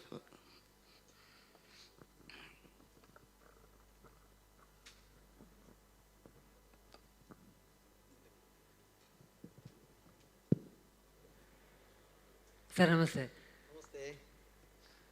ಸರ್, ಸಿನಿಮಾ ಮಾಡಬೇಕಾದ್ರೆ ಅಧ್ಯಯನ ಬೇಕು ಅಂತ ಬಹಳ ಸಲ ನೀವು ಹೇಳಿದ್ರಿ, ಅದರ ಅಗತ್ಯ ಕೂಡ ಇದೆ. ಒಂದು ವಿಷಯ ಏನು ಅಂತಂದರೆ, ನಾವು ಯಾವುದನ್ನು ಮೂಲ ಪರಂಪರೆ ಅಂತ ಸಿನಿಮಾಕ್ಕೆ ತಂದಾಗ ಯಾವುದು ಅಂತಾರಾಷ್ಟ್ರೀಯ ವೇದಿಕೆಯಲ್ಲಿ ನಾವು ಅದನ್ನು ಏನು ಹೇಳ್ತೇವೆ, ಇದು ಮೂಲ ಪರಂಪರೆ ಅಂತ ಹೇಳ್ತೇವೆ. ಅದೇ ನಮಗೆ ಲೋಕಲಲ್ಲಿ ಅದಕ್ಕೆ ಯಾವುದೋ ವಾದ ವಿವಾದಗಳಿದ್ದಾಗ ಇಟ್ ಇಸ್ ಜಸ್ಟ್ ಎಕ್ಸ್ಪೆರಿಮೆಂಟ್ ಅಂತ ಹೇಳ್ತೇವೆ. ಲೋಕಲಲ್ಲಿ ಎಕ್ಸ್ಪೆರಿಮೆಂಟ್ ಆಗುತ್ತೆ, ಗ್ಲೋಬಲಲ್ಲಿ ಹೋಗ್ಬೇಕಾದ್ರೆ ಅದು ಮೂಲ ಪರಂಪರೆ ಅಂತ ಆಗುತ್ತೆ. ಹಾಗಾಗಿ ನನ್ನ ಪ್ರಶ್ನೆ ಏನು ಅಂತಂದರೆ, ಒಬ್ಬ ಸಿನಿಮಾ ಮೇಕರ್ಗೆ ಅದು ಮೂಲ ಪರಂಪರೆಗಾಗಿಯೇ ತಾನು ಮಾಡಿದ್ದಾದರೆ ಅದನ್ನು ನೀವು ಹೇಳಿದ ಹಾಗೆ ಮೂಲವಾಗಿ ಅಧ್ಯಯನ ಮಾಡಿ ಅದೆಲ್ಲವನ್ನೂ ಅದರಲ್ಲಿ ತರಬೇಕಾದ ಬದ್ಧತೆ ಇರಬೇಕು, ಮತ್ತು ತಪ್ಪಾದಾಗ ಒಪ್ಪಿಕೊಳ್ಳುವ ಬದ್ಧತೆ ಇರಬೇಕು. ಯಾಕೆಂದ್ರೆ ತಪ್ಪುಗಳಾಗೋದಿಲ್ಲ ಅಂತಿಲ್ಲ, ಆಗ್ತದೆ. ಯಾಕೆಂದರೆ ಮೂಲ ಪರಂಪರೆಯಲ್ಲಿ ಅಧ್ಯಯನದಲ್ಲಿ ವ್ಯತ್ಯಾಸ ಆದರೆ ಖಂಡಿತವಾಗಿ ತಪ್ಪುಗಳಾಗುತ್ತೆ. ಅದನ್ನು ಆತ ಒಪ್ಪಿಕೊಳ್ಳಬೇಕಾದ್ದು ಅಗತ್ಯ ಅಲ್ವೇ ಅನ್ನೋದು ನನ್ನದೊಂದು ಪ್ರಶ್ನೆ ಸರ್. ನಾನು ಜನರಲ್ಲಾಗಿ ಒಂದು ಸಿನಿಮಾ ಮಾಧ್ಯಮವನ್ನು ಇಟ್ಕೊಂಡು ಮಾತಾಡ್ತಿದ್ದೇನೆ, ಯಾವುದೇ ವ್ಯಕ್ತಿಯನ್ನಾಗಿ ಇರಲ್ಲ.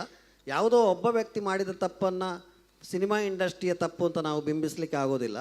ನಾವು ಅದು ಆ ಒಬ್ಬನ ವ್ಯಕ್ತಿಯ ತಪ್ಪು ಅಂತ ಅವ್ರ ಹತ್ರನೇ ವಾದ ಮಾಡಿ ಮುಗಿಸ್ಬೇಕಾಗ್ತದೆ. ಒಂದು, ಈಗ ನಾನು ರಾಜ್ಕುಮಾರ್ ಅವರ ಹೆಸರನ್ನು ಯಾಕೆ ಉಲ್ಲೇಖ ಮಾಡಿದೆ ಅಂದರೆ, ರಾಜ್ಕುಮಾರ್ ಅವರ ತಪ್ಪುಗಳನ್ನು ವಿಮರ್ಶೆ ಮಾಡಲಿಲ್ಲ. ಅವರು ಅಂದರೆ ನಮ್ಮ ಒಂದು ಲೆಜೆಂಡ್ ಆಗಿರೋದ್ರಿಂದ ಅಷ್ಟು ದೊಡ್ಡ ಹೆಸರನ್ನು ನಾನು ಬಳಸ್ಕೊಂಡೆ. ಅಲ್ಲಿ ನಾವು ವಿಮರ್ಶೆ ಮಾಡ್ಬೋದು, ಯಾಕಂದರೆ ಅದು ದೊಡ್ಡ ಲೆಜೆಂಡ್ರಿ ಅಂತ. ಈಗ ನಾನು ಒಬ್ಬ ಹೊಸಬ್ಬ ಸಿನಿಮಾದ, ನಾನೇನೋ ತಪ್ಪು ಮಾಡಿದೆ ಅಂದರೆ ನಾನು ತಪ್ಪು ಮಾಡಿದೆ, ಓಕೆ, ಒಪ್ಕೊಂಡು ನಾನು ಸುಮ್ಮನೆ ಇರಬೇಕು.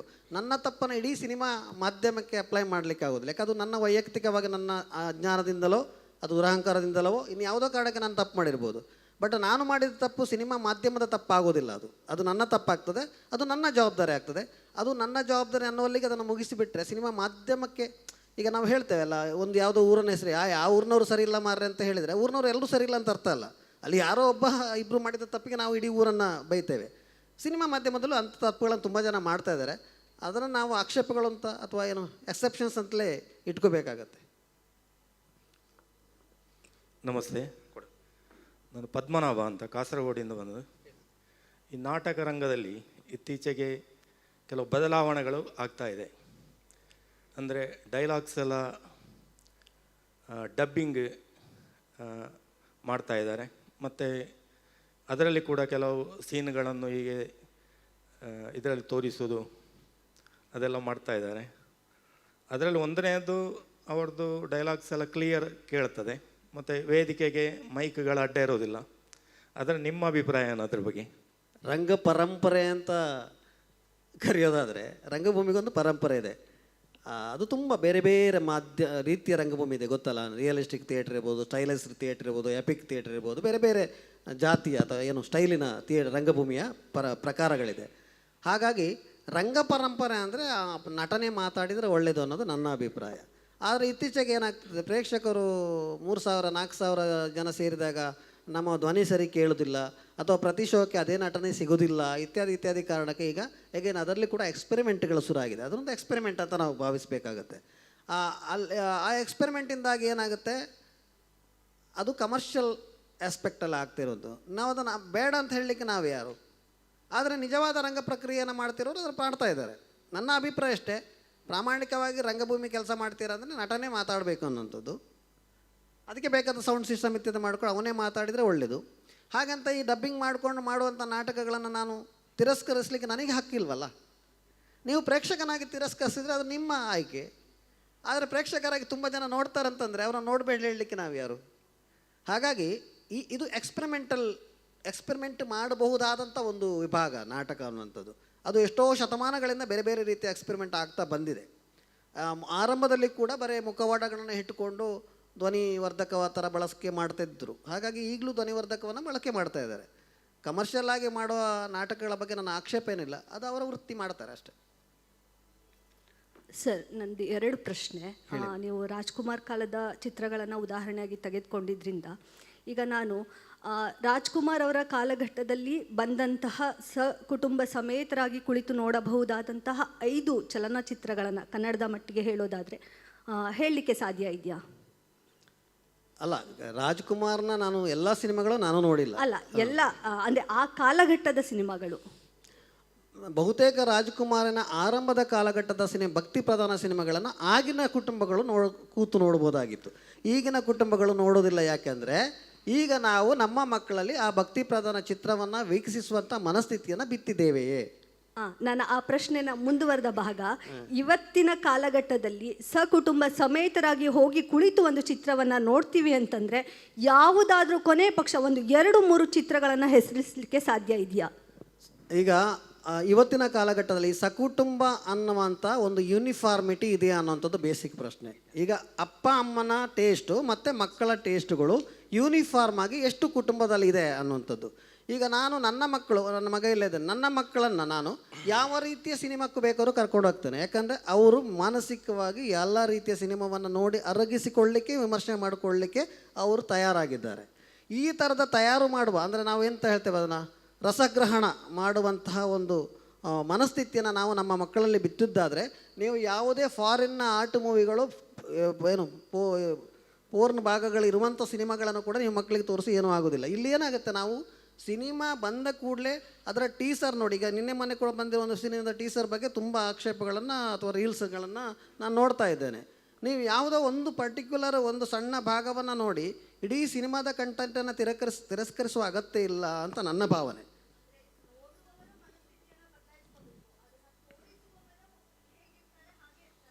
ಇರಬೇಕಾಗಿಲ್ಲ ಅಂತ ಅದೇ ಹೇಳಿದಲ್ಲ. ಹೇಗೆ ನಾನು ಅವರ ಹೇಳಿದ ಪ್ರಶ್ನೆಗೆ ಉತ್ತರ ಕೊಟ್ಟಾಗೆ, ಅದು ಅವರವರದ್ದು ಆಯ್ಕೆ ಮಾಡೋರು ಅವ್ರು ಮಾಡ್ತಾರೆ, ನೋಡೋದು ಬಿಡು ನಿಮ್ಮ ಆಯ್ಕೆ ಅಲ್ವಾ. ಈಗ ಸಿನಿಮಾ ನೋಡಿ, ಈಗ ಕನ್ನಡ ಇಂಡಸ್ಟ್ರಿಯಲ್ಲಿ 800, 900, 1000 ಚಿತ್ರಗಳು ಆಗ್ತವೆ. ಎಷ್ಟು ಚಿತ್ರಗಳನ್ನು ಎಷ್ಟು ಜನ ನೋಡ್ತಾರೆ? ಯಾವುದು ಹೆಚ್ಚು ಪ್ರಚಾರ ಆಗುತ್ತೆ ಅದನ್ನು ನೋಡ್ತೀರಲ್ವಾ, ಅಥವಾ ಯಾರು ತುಂಬ ಪಾಪ್ಯುಲರ್ ಹೀರೋಗಳಿದೆ, ಹೀರೋಯಿನ್ಗಳು ಅವರನ್ನು ನೋಡ್ತೀರಲ್ವಾ. ಕಂಟೆಂಟನ್ನು ಹುಡುಕಿ ಎಷ್ಟು ಜನ ನೋಡ್ತಾ ಇದ್ದಾರೆ? ಹಾಗಾಗಿ ನೋಡುವವರ ಆಯ್ಕೆಗೆ ಬಿಟ್ಟಿದ್ದು. ನಮ್ಮ ಸುತ್ತಮುತ್ತ ನಿಮ್ಮ ಮೊಬೈಲಲ್ಲಿ ಬೆಳಗಿಂದ ರಾತ್ರಿವರೆಗೆ ಬೇಕಾದೆಲ್ಲ ಸಿಗುತ್ತೆ, ಅದನ್ನು ಬೇಡ ಬೇಕು ಅಂತ ತೀರ್ಮಾನ ಮಾಡೋದು ನಮ್ಮ ಆಯ್ಕೆ ಅಲ್ವಾ. ಹಾಗಾಗಿ ನಿಮಗೆ ಯಾರು ಒತ್ತಾಯ ಮಾಡೋದಿಲ್ಲ ಆ ಸಿನಿಮಾವನ್ನು ನೋಡಿ, ಅವ್ರ ಸಿನಿಮಾವನ್ನು ನೋಡಿ ಅಂತ. ಅದು ನಿಮ್ಮ ಆಯ್ಕೆ. ನೀವು ನಿಮ್ಮ ಕುಟುಂಬದವರು ಆ ಸಿನಿಮಾ ನೋಡಬೇಕಾ ಬೇಡ ಅನ್ನೋದನ್ನು ಒಂದಷ್ಟು ಜನರ ಹತ್ರ ಕೇಳಿಕೊಂಡು ನೋಡಿದರೆ ಒಳ್ಳೆಯದು ಅಂತ ಅಷ್ಟೇ ಹೇಳ್ಬೋದು. ಅದಕ್ಕಿಂತ ಹೆಚ್ಚು ಹೇಳಲಿಕ್ಕೆ ಆಗೋದಿಲ್ಲ. ಈಗ ನಮಸ್ಕಾರ, ನಾನು ದಿವಾಕರ್ ಹೆಗಡೆ ಅಂತ. ನಾನು ನಮಗೆ ಒಂದು ಜನರಲ್ ಒಂದು ಇಂಪ್ರೆಷನ್ ಬಂದ್ಬಿಡ್ತದೆ. ಈಗ ಯಾವುದಾದ್ರೂ ಒಬ್ಬನ ಕಥೆಯಲ್ಲಿ, ಕಾದಂಬರಿಯಲ್ಲಿ, ಸಿನಿಮಾದಲ್ಲಿ ಒಂದು ಜ್ಯೋತಿಷಿಯನ್ನು ಕೇಳ್ತಾನೆ, ಆ ಜ್ಯೋತಿಷ್ಯವನ್ನು ನಂಬಿ ಅವ ನಡ್ಕೊಂಡು ಬಿಟ್ರೆ ಆ ಇಡೀ ಇದು ಅವನು ಈಗ ಒಂದು ಆಧುನಿಕವಾದ ಚಿಂತನೆಗೆ, ವೈಜ್ಞಾನಿಕತೆಗೆ ಎಲ್ಲದಕ್ಕೂ ಹೊರತಾದವನಾಗಿ ಬಿಡ್ತಾನೆ. ಆದರೆ ಪರಂಪರೆಯನ್ನು ತರಬೇಕಾದ್ರೆ ಶ್ರದ್ಧೆಯನ್ನು ಒಪ್ಪಿಕೊಳ್ಬೇಕಾಗ್ತದೆ. ಅವನು ಒಬ್ಬ ಜ್ಯೋತಿಷಿಯಲ್ಲಿ ಹೋಗಿ ಕೇಳ್ತಾನೆ, ಅವನು ಹೇಳಿದ್ದು ಅವನು ಅದನ್ನು ಅನುಸರಿಸ್ತಾನೆ ಅಂತಾದರೆ ಒಳಿತಾಗ್ಬೋದು, ಅದು ಏನಿದೆಯೋ ಹಾಗೆ ತೋರಿಸ್ಬೇಕಾಗ್ತದೆ. ಇಲ್ಲಿ ಈ ದ್ವಂದ್ವವನ್ನು ಹೇಗೆ ಎದುರಿಸೋದು? ಯಾಕಂತಂದ್ರೆ ನೀವು ಜ್ಯೋತಿಷಿ ಹೇಳಿದಂತೆ ಮಾಡ್ದ ಅವನಿಗೆ ಒಳ್ಳೇದಾಯಿತು ಅಂತಂದು ಮಾಡಿಬಿಟ್ರೆ ನೀವು ಇಡೀ ಒಂದು ಪ್ರಗತಿಪರ ಚಿಂತನೆಗೆ ವಿರೋಧವಾಗಿ ಬಿಡ್ತೀರಿ ಅನ್ನೋ ಆತಂಕ ಎದುರಾಗುತ್ತಲ್ಲ ಸರ್. ಈ ಆತಂಕ ನಮ್ಮ ಒಟ್ಟು ಭಾರತೀಯ ಇವತ್ತಿನ ಸನ್ನಿವೇಶದಲ್ಲೇ ಇದೆ. ನಾವು ಇಸ್ರೋದಂಥ ಸಂಸ್ಥೆಗಳು ಕೂಡ ಇವತ್ತು ಪೂಜೆ ಮಾಡಿ ಹಾರಿಸ್ತಾರೆ, ಉಡಾವಣೆ ಮಾಡ್ತಾರೆ ಅಂತಂದರೆ ಇಡೀ ಭಾರತ ದೇಶ ಇವತ್ತು ನಂಬಿಕೆಯ ಬುನಾದಿಯ ಮೇಲೆ ವರ್ಕ್ ಮಾಡ್ತಾ ಇದೆ. ಈ ನಂಬಿಕೆಯಲ್ಲಿ ಯಾವುದು ಸರಿಯಾದ ನಂಬಿಕೆ, ಯಾವುದು ತಪ್ಪಾದ ನಂಬಿಕೆ ಅನ್ನೋದನ್ನು, ಅಥವಾ ಯಾವುದು ಮೂಢನಂಬಿಕೆ ಅನ್ನೋದನ್ನು ಸಾರಾಸಗಟಾಗಿ ಜನರಲ್ಲಾಗಿ ಜನರಿಗೆ ತಲುಪಿಸಬೇಕಾದವರು ಯಾರು ಮತ್ತು ಹೇಗೆ? ಇದು ಬಹಳ ದೊಡ್ಡ ಪ್ರಶ್ನೆ ಇರ್ತದೆ. ಇವತ್ತು ಸಿನಿಮಾ ಇಂಡಸ್ಟ್ರಿಯಲ್ಲಿ ಯಾವುದೇ ಸಿನಿಮಾ ಶುರು ಆಗಬೇಕಾದ್ರೂ ಒಂದು ಪೂಜೆ ಮಾಡ್ತಾರೆ, ಅದಕ್ಕೆ ಜ್ಯೋತಿಷಿಗಳ ಹತ್ರ ಹೋಗಿಯೇ ದಿನ ನೋಡ್ತಾರೆ, ಮುಹೂರ್ತ ಮಾಡಬೇಕಾದ್ರೂ ದಿನ ನೋಡ್ತಾರೆ. ಇದು ಸರಿ ತಪ್ಪು ಅಂತ ಹೇಳೋದು ಹೇಗೆ? ಈಗ ಆಗಲೇ ಅದು ನಮ್ಮ ನಂಬಿಕೆಯ ಸಿದ್ಧಾಂತದ ಆಧಾರದಲ್ಲಿದೆ. ವೈಯಕ್ತಿಕ ಸಿದ್ಧಾಂತವನ್ನು ಯಾರಿಗೂ ಪ್ರಶ್ನೆ ಮಾಡಲಿಕ್ಕೆ ನಮ್ಮ ಭಾರತೀಯ ಸಂವಿಧಾನದಲ್ಲಿ ಅವಕಾಶ ಇಲ್ಲದಿರೋದ್ರಿಂದ ನಾವು ಅದನ್ನು ಒಪ್ಪಿಕೊಳ್ಬೇಕಾದಂಥ ಅನಿವಾರ್ಯತೆ ಸೃಷ್ಟಿಯಾಗಿದೆ. ಆದರೆ ಒಂದು ಈಗೇನು ನಾನು ಹೇಳ್ತೇನೆ, ಅದು ಒಂದು ಸಾಮಾಜಿಕ ಜವಾಬ್ದಾರಿ. ನನ್ನ ಸಿನಿಮಾದ ಅಥವಾ ನನ್ನ ಕೃತಿಯ ಮೂಲಕ ಜನರಲ್ಲಿ ಮೂಢನಂಬಿಕೆಯನ್ನು ಬಿತ್ತೋ ಪ್ರಯತ್ನ ನಾನು ಮಾಡ್ತಾ ಇದ್ದೇನೆ ಅಂತಾದರೆ ಅದು ದೊಡ್ಡ ಮೂರ್ಖತನ ನಾನು ಮಾಡ್ತಾ ಇರೋದಂತು ಅಂತ ನಾನು ಒಪ್ಪಿಕೊಳ್ಬೇಕಾಗ್ತದೆ. ತುಂಬ ಜನ ಒಂದು ಸಿನಿಮಾ ನೋಡಿ ನಮ್ಮಲ್ಲಿ ದೈವಾರಾಧನೆಯ ಜನ ಜಾಸ್ತಿ ಆಯಿತು ಅನ್ನುವಂಥದ್ದು, ಅದೊಂದು ಸಿನಿಮಾ ನೋಡಿ ಇವತ್ತು ಜನಪದ ಕಲೆಗಳು ಉತ್ತುಂಗಕ್ಕೆ ಏರಿದೆ ಅನ್ನುವಂಥದ್ದು, ಅದು ಓಕೆ. ಆ ಉತ್ತುಂಗಕ್ಕೆ ಒಳ್ಳೆಯದಕ್ಕೆ ಧನಾತ್ಮಕ್ಕೆ ಹೋಗೋದಕ್ಕೆ ಸಿನಿಮಾ ಪ್ರಚೋದನೆ ಕೊಟ್ಟಿದೆ ಅಂದರೆ ಅದನ್ನು ಒಪ್ಪಿಕೊಳ್ಳೋಣ. ಮೂಢನಂಬಿಕೆ ಕಡೆ ತುಂಬ ನಮ್ಮನ್ನು ದೂಡ್ತಾ ಇದೆ ಅಂದರೆ ನಾವು ಅದನ್ನು ಒಪ್ಪಿಕೊಳ್ಳಬೇಕೋ ಬೇಡವೋ ಅನ್ನೋದನ್ನು ಚಿಂತನೆ ಮಾಡಬೇಕಾದ ಪರಿಸ್ಥಿತಿ ನಮ್ಮ ಮುಂದೆ ಇದೆ. ಹಾಗಾಗಿ ಅದನ್ನು ಸಾರ್ವತ್ರಿಕಗೊಳಿಸೋದು ಕಷ್ಟ. ನಂದು ಕೊನೆಯದಾಗಿ ಒಂದು ಹಾಂ ಕೇಳಿ. ಆ, ಈ ಕಿರಿತೆರೆ ಮತ್ತು ಹಿರಿತೆರೆ ಇದರಲ್ಲಿ ಇತ್ತೀಚೆಗಾಗಿ ಏನಂದರೆ ಗುಣಮಟ್ಟ ಇಲ್ಲದೆ ಇರೋದಷ್ಟಲ್ಲ, ಕೀಳು ಅಭಿರುಚಿಯ ಚಿತ್ರಗಳು ಬರ್ತಾ ಇದ್ದಾವೆ, ವಿಶೇಷವಾಗಿ ಕಿರಿತೆರೆಯಲ್ಲಿ. ಅವರು ಕೊಡುವ ಉತ್ತರ ಏನಂದರೆ ಜನಕ್ಕೆ ಬೇಕಾದ್ದನ್ನು ನಾವು ಕೊಡ್ತಾ ಇದ್ದೇವೆ, ಜನ ಹೇಳ್ತಾ ಇದ್ದಾರೆ ನಮಗೆ ಬೇಡದ್ದನ್ನು ಅವರು ಕೊಡ್ತಾ ಇದ್ದಾರೆ. ಇಲ್ಲಿ ಪ್ರಶ್ನೆಯ ಕ್ಲಿಷ್ಟತೆಯ ಮೂಲ ಎಲ್ಲಿದೆ ಮತ್ತು ಇದನ್ನು ಬಗೆಹರಿಸುವ ಪರಿ ಎಂತು ಅಂತ ನನ್ನ ಪ್ರಶ್ನೆ. ಇದು ನಮ್ಮಲ್ಲಿ ಇನ್ನೊಂದು ದೊಡ್ಡ ಗೊಂದಲ ಇರುವಂಥದ್ದು ಗೊತ್ತಾ, ಅದು ಸಾಮಾನ್ಯ ಜನಕ್ಕೆ ಅರ್ಥ ಆದ್ರೆ ಆಯಿತು ಅಂತ. ಈ ಸಾಮಾನ್ಯ ಜನ ಅಂದರೆ ಯಾರು ಅನ್ನೋದೇ ದೊಡ್ಡ ಪ್ರಶ್ನೆ. ಮತ್ತು ಅದು ಕರ್ನಾಟಕದ ಆಡಿಯನ್ಸಿಗೆ ಅದು ಓಕೆ, ಅಥವಾ ದಕ್ಷಿಣ ಕನ್ನಡದ ಆಡಿಯನ್ಸಿಗೆ ಅದು ಓಕೆ. ಆಡಿಯನ್ಸ್ಗೆ ಓಕೆ ಅಂತ ನಿರ್ಧಾರ ಮಾಡಲಿಕ್ಕೆ ನಾನು ಯಾರು? ನನಗೆ ಏನು ಬೆಸ್ಟ್ ಕೊಡಲಿಕ್ಕೆ ಸಾಧ್ಯ? ನೀವು ದಿನ ಉಪ್ಪಿಟ್ಟು ಮಾಡಿ ಹಾಕ್ತೀರ ಅಂದರೆ ದಿನ ಉಪ್ಪಿಟ್ಟು ತಿಂತಾರೆ ನಮ್ಮ ಮನೆಯವರು. ಒಂದು ದಿವಸ ಬಿರಿಯಾನಿ ಮಾಡಿ ಹಾಕಿ ನೋಡಿ, ಯಾಕೆ ತಿನ್ನೋದಿಲ್ಲ? ನನಗೆ ಬಿರಿಯಾನಿ ಮಾಡಿ ಹಾಕುವ ಯೋಗ್ಯತೆ ಇಲ್ಲದಿದ್ದರೆ ನಾನು ದಿನ ಉಪ್ಪಿಟ್ಟು ಮಾಡಿ ಹಾಕ್ತೇನೆ, ಅದನ್ನು ಒಪ್ಕೋಬೇಕು ನಾವು. ಕೀಳು ಮಟ್ಟದ ಸಿನಿಮಾ ನಾನು ಕೊಡ್ತಾ ಇದ್ದೇನೆ ಅಂತಂದರೆ ನನಗೆ ಬಿರಿಯಾನಿ ಮಾಡೋಷ್ಟು ಯೋಗ್ಯತೆ ಇಲ್ಲ, ನಾನು ಉಪ್ಪಿಟ್ಟು ಮಾಡೋಷ್ಟು ಯೋಗ್ಯತೆ ಅಂತ ನಾನು ಅರ್ಥ ಮಾಡ್ಕೋಬೇಕು. ಅವ್ರಿಗೆ ಉಪ್ಪಿಟ್ಟೇ ಬೇಕಾದು ಅಂತ ನಾನು ತೀರ್ಮಾನ ಮಾಡಲಿಕ್ಕೆ ನಾನು ಯಾರು? ಹಾಗಾಗಿ ಆಡಿಯನ್ಸನ್ನು ಜಡ್ಜ್ ಮಾಡುವಂಥ ಮೂರ್ಖತನವನ್ನು ಯಾರಾದರೂ ಒಬ್ಬ ಸಿನಿಮಾ ಅಥವಾ ನಾಟಕ ಪ್ರೊಡ್ಯೂಸ್ ಮಾಡೋರು ಮಾಡ್ತಾ ಇದ್ದಾರೆ ಅಂತಂದರೆ ಅದು ಒಂದು ಬಂಡು ಧೈರ್ಯ ಅಂತ ನಾವು ಕರಿಬೇಕಾಗುತ್ತದೆ.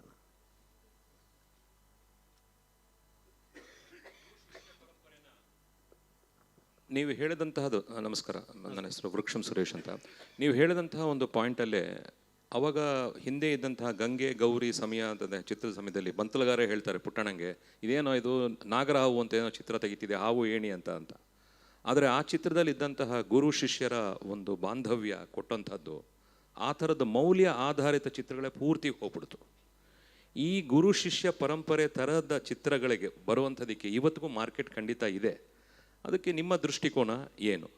ಇಲ್ಲಿ ಆ ಥರದ ನೀವೇ ಹೇಳಿದಂಥ ಮಾನವೀಯ ಮೌಲ್ಯಗಳನ್ನು ವೃದ್ಧಿಸುವ ಅನೇಕ ಸಿನಿಮಾಗಳು ಇವತ್ತು ಬರ್ತಾ ಇದ್ದಾವೆ, ಈಗಲೂ ಬರ್ತಾ ಇದ್ದಾವೆ. ಆದರೆ ಗ್ರಾಚಾರಕ್ಕೆ ಅದು ಆರ್ಟ್ ಮೂವೀಸ್ ಅನ್ನೋ ಹಣೆಪಟ್ಟಿಯೊಳಗೆ ಗಲ್ಲಾಪೆಟ್ಟಿಗೆ ಬರದೆ, ಅಂದರೆ ತುಂಬಿಸಿಕೊಳ್ಳದೆ, ಯಾವುದೋ ಫೆಸ್ಟಿವಲ್ಗಳಲ್ಲಿ ಒಂದೊಂದು ಶೋ ಆಗಿ ಮತ್ತೆ ಮೂಲೆ ಗುಂಪಾಗ್ತಾ ಇದೆ. ಇದು ನಮ್ಮ ಸಮಸ್ಯೆ ಇರುವಂಥದ್ದು. ಈಗಲೂ ಕೂಡ ಅತ್ಯುತ್ತಮವಾದ ಮಾನವೀಯ ಮೌಲ್ಯಗಳನ್ನು ಪ್ರದರ್ಶನ ಮಾಡುತ್ತಿರುವಂಥ ಅನೇಕ ಚಿತ್ರಗಳನ್ನು ನಾನು ಒಂದಷ್ಟು ಪಟ್ಟಂತ ಲಿಸ್ಟಿಗೆ ಬರದಿರ್ಬೋದು, ನಾನು ನೋಡಿದ ಒಂದಷ್ಟು ಸಿನಿಮಾಗಳು ನನಗೆ ನೆನಪಿದೆ. ಹೌದು, ಅದು ಮೇನ್ ಸ್ಟ್ರೀಮಿಗೆ ಬರ್ತಾ ಇಲ್ಲ, ಅದು ಸಮಸ್ಯೆ ಆಗ್ತಾ ಇದೆ. ಸಾರಿ, ಇನ್ನೊಬ್ಬರ ಹಿತಕ್ಕೋಸ್ಕರ ಬದುಕೋವನೇ ಶ್ರೇಷ್ಠ ಅಂತ ಡಾಕ್ಟರ್ ವಿಷ್ಣುವರ್ಧನ್ಗೆ ಇವರು ಹೇಳುವಂಥದ್ದು ಅಶ್ವತ್ಥ ಇವತ್ತಿಗೂ ಕಿವಿಯಲ್ಲಿ ಗುಂಗಾಡ್ತಿದೆ. ಆ ಥರದ ಒಂದು ಕಂಟೆಂಟೇ ಇಲ್ಲ. ಈಗಷ್ಟೇ ನಮ್ಮ ಬಂಧು ಹೇಳಿದಾಗೆ ಸೀರಿಯಲಲ್ಲಿ ಕಪಾಳ ಎಲ್ರಿಗೂ ಹೊಡೆಯುವಂತಹ ಒಂದು ಪ್ರಾಸೆಸ್ಸೇ ಆಗಿದೆ. ಹಾಗಾದರೆ ಇದು ವ್ಯೂವರ್ಸ್ ಪ್ರಾಬ್ಲಮ್ಗಿಂತ ಮೇಕರ್ಸ್ ಪ್ರಾಬ್ಲಮ್ಮ ಅಂತ. ಸರ್, ಈಗ ವಿಕೃತಿ ಸಮಾಜದಲ್ಲಿ ಹೆಚ್ಚು ಮೆರೆಯುತ್ತಿರೋದ್ರಿಂದ ನೋಡಿ, ಈಗ ನಡೀತಿರುವಂಥ ರೇಪುಗಳು ಹಿಂದೆ ನಡೀತಿರಲಿಲ್ಲ, ಈಗ ನಡೀತಿರುವಂಥ ಕೊಲೆಗಳು ಹಿಂದೆ ನಡೀತಿರಲಿಲ್ಲ, ಈಗ ನಡೀತಿರುವಂತಹ ದುಷ್ಕೃತ್ಯಗಳು ಹಿಂದೆ ನಡೀತಿರಲಿಲ್ಲ ಅನ್ನೋದು ನಾವೆಲ್ಲ ಒಪ್ಪಬೇಕಾದ ಸಂಗತಿ. ಆದರೆ ಅವೆಲ್ಲ ವಿಕೃತಿಗಳು ಯಾಕೆ ಆಗ್ತಾಯಿದೆ ಅಂದರೆ ನಮ್ಮಲ್ಲಿ ಪೇರೆಂಟಿಂಗ್ ಪ್ರಾಬ್ಲಮ್ ಇದೆ ಸರ್. ಈಗ ಇಡೀ ದೇಶದಲ್ಲಿ ಪೇರೆಂಟಿಂಗ್ ಪ್ರಾಬ್ಲಮ್ ಇದೆ. ಮಕ್ಕಳನ್ನು ಬೆಳೆಸುವ ರೀತಿ, ನಮ್ಮ ಶಿಕ್ಷಣ ಪದ್ಧತಿ ಇರ್ಬೋದು ಅಥವಾ ನಮ್ಮ ಕುಟುಂಬ ಪದ್ಧತಿ ಇರ್ಬೋದು, ಒಟ್ಟಾರೆ ವ್ಯವಸ್ಥೆಯಲ್ಲಿ ಇವತ್ತು ನಾವು ಮಕ್ಕಳನ್ನು ವ್ಯಾಲ್ಯೂಸನ್ನು ಹೇಳಿಕೊಟ್ಟು ಬೆಳೆಸಲಾರದ ಒಂದು ತುಚ್ಛ ಸ್ಥಿತಿಗೆ ನಾವು ತಲುಪಿರೋದರಿಂದ ಮಕ್ಕಳಿಗೆ ಅದನ್ನು ನಿರೀಕ್ಷೆ ಮಾಡೋ ಮಟ್ಟಕ್ಕೆ ನಾವೇ ತಂದಿಟ್ಟಿದ್ದೇವೆ ನಮ್ಮ ಮಕ್ಕಳನ್ನು. ಹಾಗಾಗಿ ಅವರಿಗೆ ಏನು ಬೇಕು, ನೀವು ನೋಡಿ ಮನೆಯಲ್ಲಿ ಸೀರಿಯಲ್ ಒಂದು ಒಳ್ಳೆ ಸಿನಿಮಾ ಹಾಕಿ ಅವರು ಅದನ್ನು ನೋಡೋದಿಲ್ಲ, ಆಚೆ ಹೋಗಿ ಕೂತ್ಕೊಳ್ತಾರೆ. ಅದೇನೋ ಒಂದು ಕೆಟ್ಟ ಸಿನಿಮಾವೋ ಅದು ಯಾವುದೋ ಫೈರಿಂಗ್ ಸೀನ್ ಇರುವಂಥ ದೃಶ್ಯಗಳು ಬಂದಾಗ ಮಕ್ಕಳು ಓಡಿ ಬಂದು ಕೂತ್ಕೊಳ್ತಾರೆ. ಅಂದರೆ ಮಕ್ಕಳಿಗೆ ಇವತ್ತು ಆ ಕೊಲೆ, ದರೋಡೆ, ಹಿಂಸೆ ಅದನ್ನೇ ವೈಭವೀಕರಿಸಿ ತೋರಿಸಿ ಮನಸ್ಥಿತಿ ಬದಲಾಗಿಬಿಟ್ಟಿದೆ. ಇದು ಪೇರೆಂಟಿಂಗ್ ಪ್ರಶ್ನೆ ಅಂತ ನನಗನ್ನಿಸ್ತಾ ಇದೆ. ಓಕೆ, ಚರ್ಚೆಗಳು. ಓಕೆ, ಒಂದು ಲಾಸ್ಟ್ ಕ್ವಶನ್. ಆಗಲೇ ಕೈ ಎತ್ತಿದ್ರು. ಹೌದು,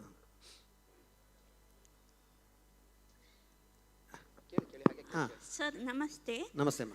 ಸರ್, ಈಗಿನ ಪೀರಿಯಡಲ್ಲಿ ರೀಸೆಂಟ್ ಇಯರ್ಸಲ್ಲಿ ಸಿನಿಮಾ ಆಗುವಾಗ ಈ ಭೂತಾರಾಧನೆ ಅಥವಾ ಆ ಥರ ಸೀನ್ಸ್ ಆಗುವಾಗ ಟಾಕೀಸಲ್ಲಿ ಅಥವಾ ಪಬ್ಲಿಕ್ ಪ್ಲೇಸಲ್ಲಿ ಮೈಯಲ್ಲಿ ಆವೇಶ ಬರುವ ಹಾಗೆ ಕೆಲವರಿಗೆ ಆಗ್ತಿದೆ, ಅಥವಾ ತಾಸೆ ನಾದಸ್ವರ ಶಬ್ದಕ್ಕೆ. ನನ್ನ ಪ್ರಶ್ನೆ, ಈ ಭೂತಾರಾಧನೆ ಅಥವಾ ದೇವರ ಆವೇಶ, ದೈವದ ಆವೇಶ ಆಗಬೇಕಾದ್ರೆ ಅದರಾದ ಒಂದು ಸ್ಪೆಸಿಫಿಕ್ ಡಿವೈನ್ ಪದ್ಧತಿ ಇದೆ, ಗಗ್ಗರ, ಎಣ್ಣೆ. ಹಾಗಿರುವಾಗ ಇವರಿಗೆ ಆಗೋದು ಸತ್ಯವೋ ಅಥವಾ ನಾಟಕವೋ? ನೋಡಿ ಮೇಡಮ್, ಇಲ್ಲಿಗ ಜೋರಾಗಿ ಈಗ ಡ್ಯಾನ್ಸಿಗೆ ಮ್ಯೂಸಿಕ್ ಹಾಕಿದ್ದೇವೆ ಅಂತ ಇಟ್ಕೊಳ್ಳಿ. ನನಗೆ ಅದು ಆಗೋದಿಲ್ಲ, ನನಗೆ ನೀವು ನ್ಯೂರಾಲಜಿಕಲ್ ಪ್ರಾಬ್ಲಮ್ ಇದೆ ಅಂತ ಇಟ್ಕೊಳ್ಳಿ, ಮೆದುಳಿಗೆ ಅದು ಆಗೋದಿಲ್ಲ ಅಂತ ಆದರೆ, ನನ್ನ ಕಿವಿಗೆ ತಮಟೆಗೆ ಆಗೋದಿಲ್ಲ ಅಂತಾದರೆ ನಾನು ಪಿಡಿಸು ಬಂದು ಬೀಳ್ಬೋದು. ನಾನು ಪಿಡಿಸು ಬಂದು ಬಿದ್ದದನ್ನು ನೀವು ದೈವದ ಆಹ್ವಾನ ಅಂತ ಅಂದುಕೊಂಡ್ರೆ ಯಾರು ಏನು ಮಾಡೋದು? ಒಬ್ಬ ಸಿನಿಮಾ ನೋಡಿ ಅಲ್ಲಿ ಬಂದು ಅವನು ರೀಲ್ಸಲ್ಲಿ ಕಾಣಿಸ್ಕೊಳ್ಳಿಕ್ಕೆ ಮಾಡಿರ್ಬೋದು, ಅಥವಾ ಮಾಧ್ಯಮದಲ್ಲಿ ಕಾಣಿಸ್ಕೊಳ್ಳಿಕ್ಕೆ ಮಾಡಿರ್ಬೋದು, ಅಥವಾ ನಿಜವಾಗ್ಲೂ ಅವನಿಗೆ ಯಾವುದೋ ಅವನ ಬಿಲೀಫ್ ಸಿಸ್ಟಮಲ್ಲಿ, ನಾವು ಪ್ರೋಗ್ರಾಮಿಂಗ್ ಅಂತ ಹೇಳ್ತೇವಲ್ಲ, ಪ್ರೋಗ್ರಾಮಿಂಗಲ್ಲಿ ಅಂಥ ಭಯ ಇರ್ಬೋದು, ದೈವನ ನೋಡಿದಾಗ ಹೆದರ್ಕೊಂಡು ಹಾಗೆ ಬಿದ್ದಿರ್ಬೋದು, ಅಥವಾ ಅವನಿಗೆ ಪಿಡಿಸು ಪ್ರಾಬ್ಲಮ್ ಇರ್ಬೋದು, ಎನಿ ಪ್ರಾಬ್ಲಮಿಂದ ನಾವು ಹಾಗೆ ಆಟ ಆಡಿರ್ಬೋದು. ಅದನ್ನು ಸತ್ಯ ಸುಳ್ಳು ಅನ್ನೋದಕ್ಕಿಂತ ಹೆಚ್ಚಾಗಿ ಅವನ ಆಗಿನ ಮಾನಸಿಕ ಸ್ಥಿತಿ ಅಂತ ಒಪ್ಪಿಕೊಂಡು ಅಲ್ಲಿಗೆ ಬಿಟ್ಟು ಬಿಡಬೇಕು ನಾವು. ಧನ್ಯವಾದಗಳು. ಚರ್ಚೆಗಳು ಕೂಡ ಮುಂದುವರಿಬಹುದು. ಈ ಬಸಮ್ಮ ಅವರು ಇನ್ನೂ ಕೂಡ ಅವೈಲೇಬಲ್ ಇರ್ತಾರೆ. ಸಿನಿಮಾದಲ್ಲಿ ಇನ್ನೂ ಒಂದು ಸೆಷನ್ ಕೂಡ ನಮ್ಮಲ್ಲಿ ಚರ್ಚೆ ಆಗಲಿಕ್ಕೆ ಉಂಟು. ಸೊ ಸುಮಾರಷ್ಟು ಪ್ರಶ್ನೆಗಳು ಕೂಡ ಮುಂದಿನ ಪ್ಯಾನಲ್ಗೂ ಕೂಡ ವರ್ಗಾವಣೆ ಆಗಬಹುದು ಅನ್ನೋಂಥದ್ದು. ಈ ಒಂದು ಅವಕಾಶವನ್ನು ಕೊಟ್ಟಂತಹ ಆಯೋಜಕರಿಗೆಲ್ಲರಿಗೂ ಕೂಡ ನನ್ನ ಧನ್ಯವಾದಗಳು. ಬಸಮ್ಮ ಕೊಡಗೂರಿಗೂ ಕೂಡ ನಮ್ಮ ಆಹ್ವಾನವನ್ನು ಮನಸ್ಸಿ ಬಂದಿದ್ದೀರಿ, ತಮಗೂ ಕೂಡ ಧನ್ಯವಾದಗಳು. ನಮಸ್ಕಾರ. ಪ್ರೀತಿಯಿಂದ ಮಾತಾಡಿಸಿದ ಎಲ್ರಿಗೂ ಧನ್ಯವಾದಗಳನ್ನು ಹೇಳ್ತಾ ಇದ್ದೆ. ನಮಸ್ತೆ. ಪರದೆ ಮೇಲೆ ಪರಂಪರೆ ಅನ್ನುವಂತಹ ಅವಧಿ ಇಲ್ಲಿಗೆ ಮುಕ್ತಾಯಗೊಳ್ಳುತ್ತದೆ. ವೇದಿಕೆಯಲ್ಲಿರುವಂತಹ ಇಬ್ಬರು ಗಣ್ಯ ವ್ಯಕ್ತಿಗಳಿಗೆ Shri doctor Danesh Kumar Nitte physiotherapy principal ಆಗಿರುವಂಥವರು, ಅವರು ಸ್ಮರಣಿಕೆಯನ್ನು ನೀಡಿ ಗೌರವಿಸಬೇಕು ಅಂತ ಕೇಳಿಕೊಳ್ತೇನೆ.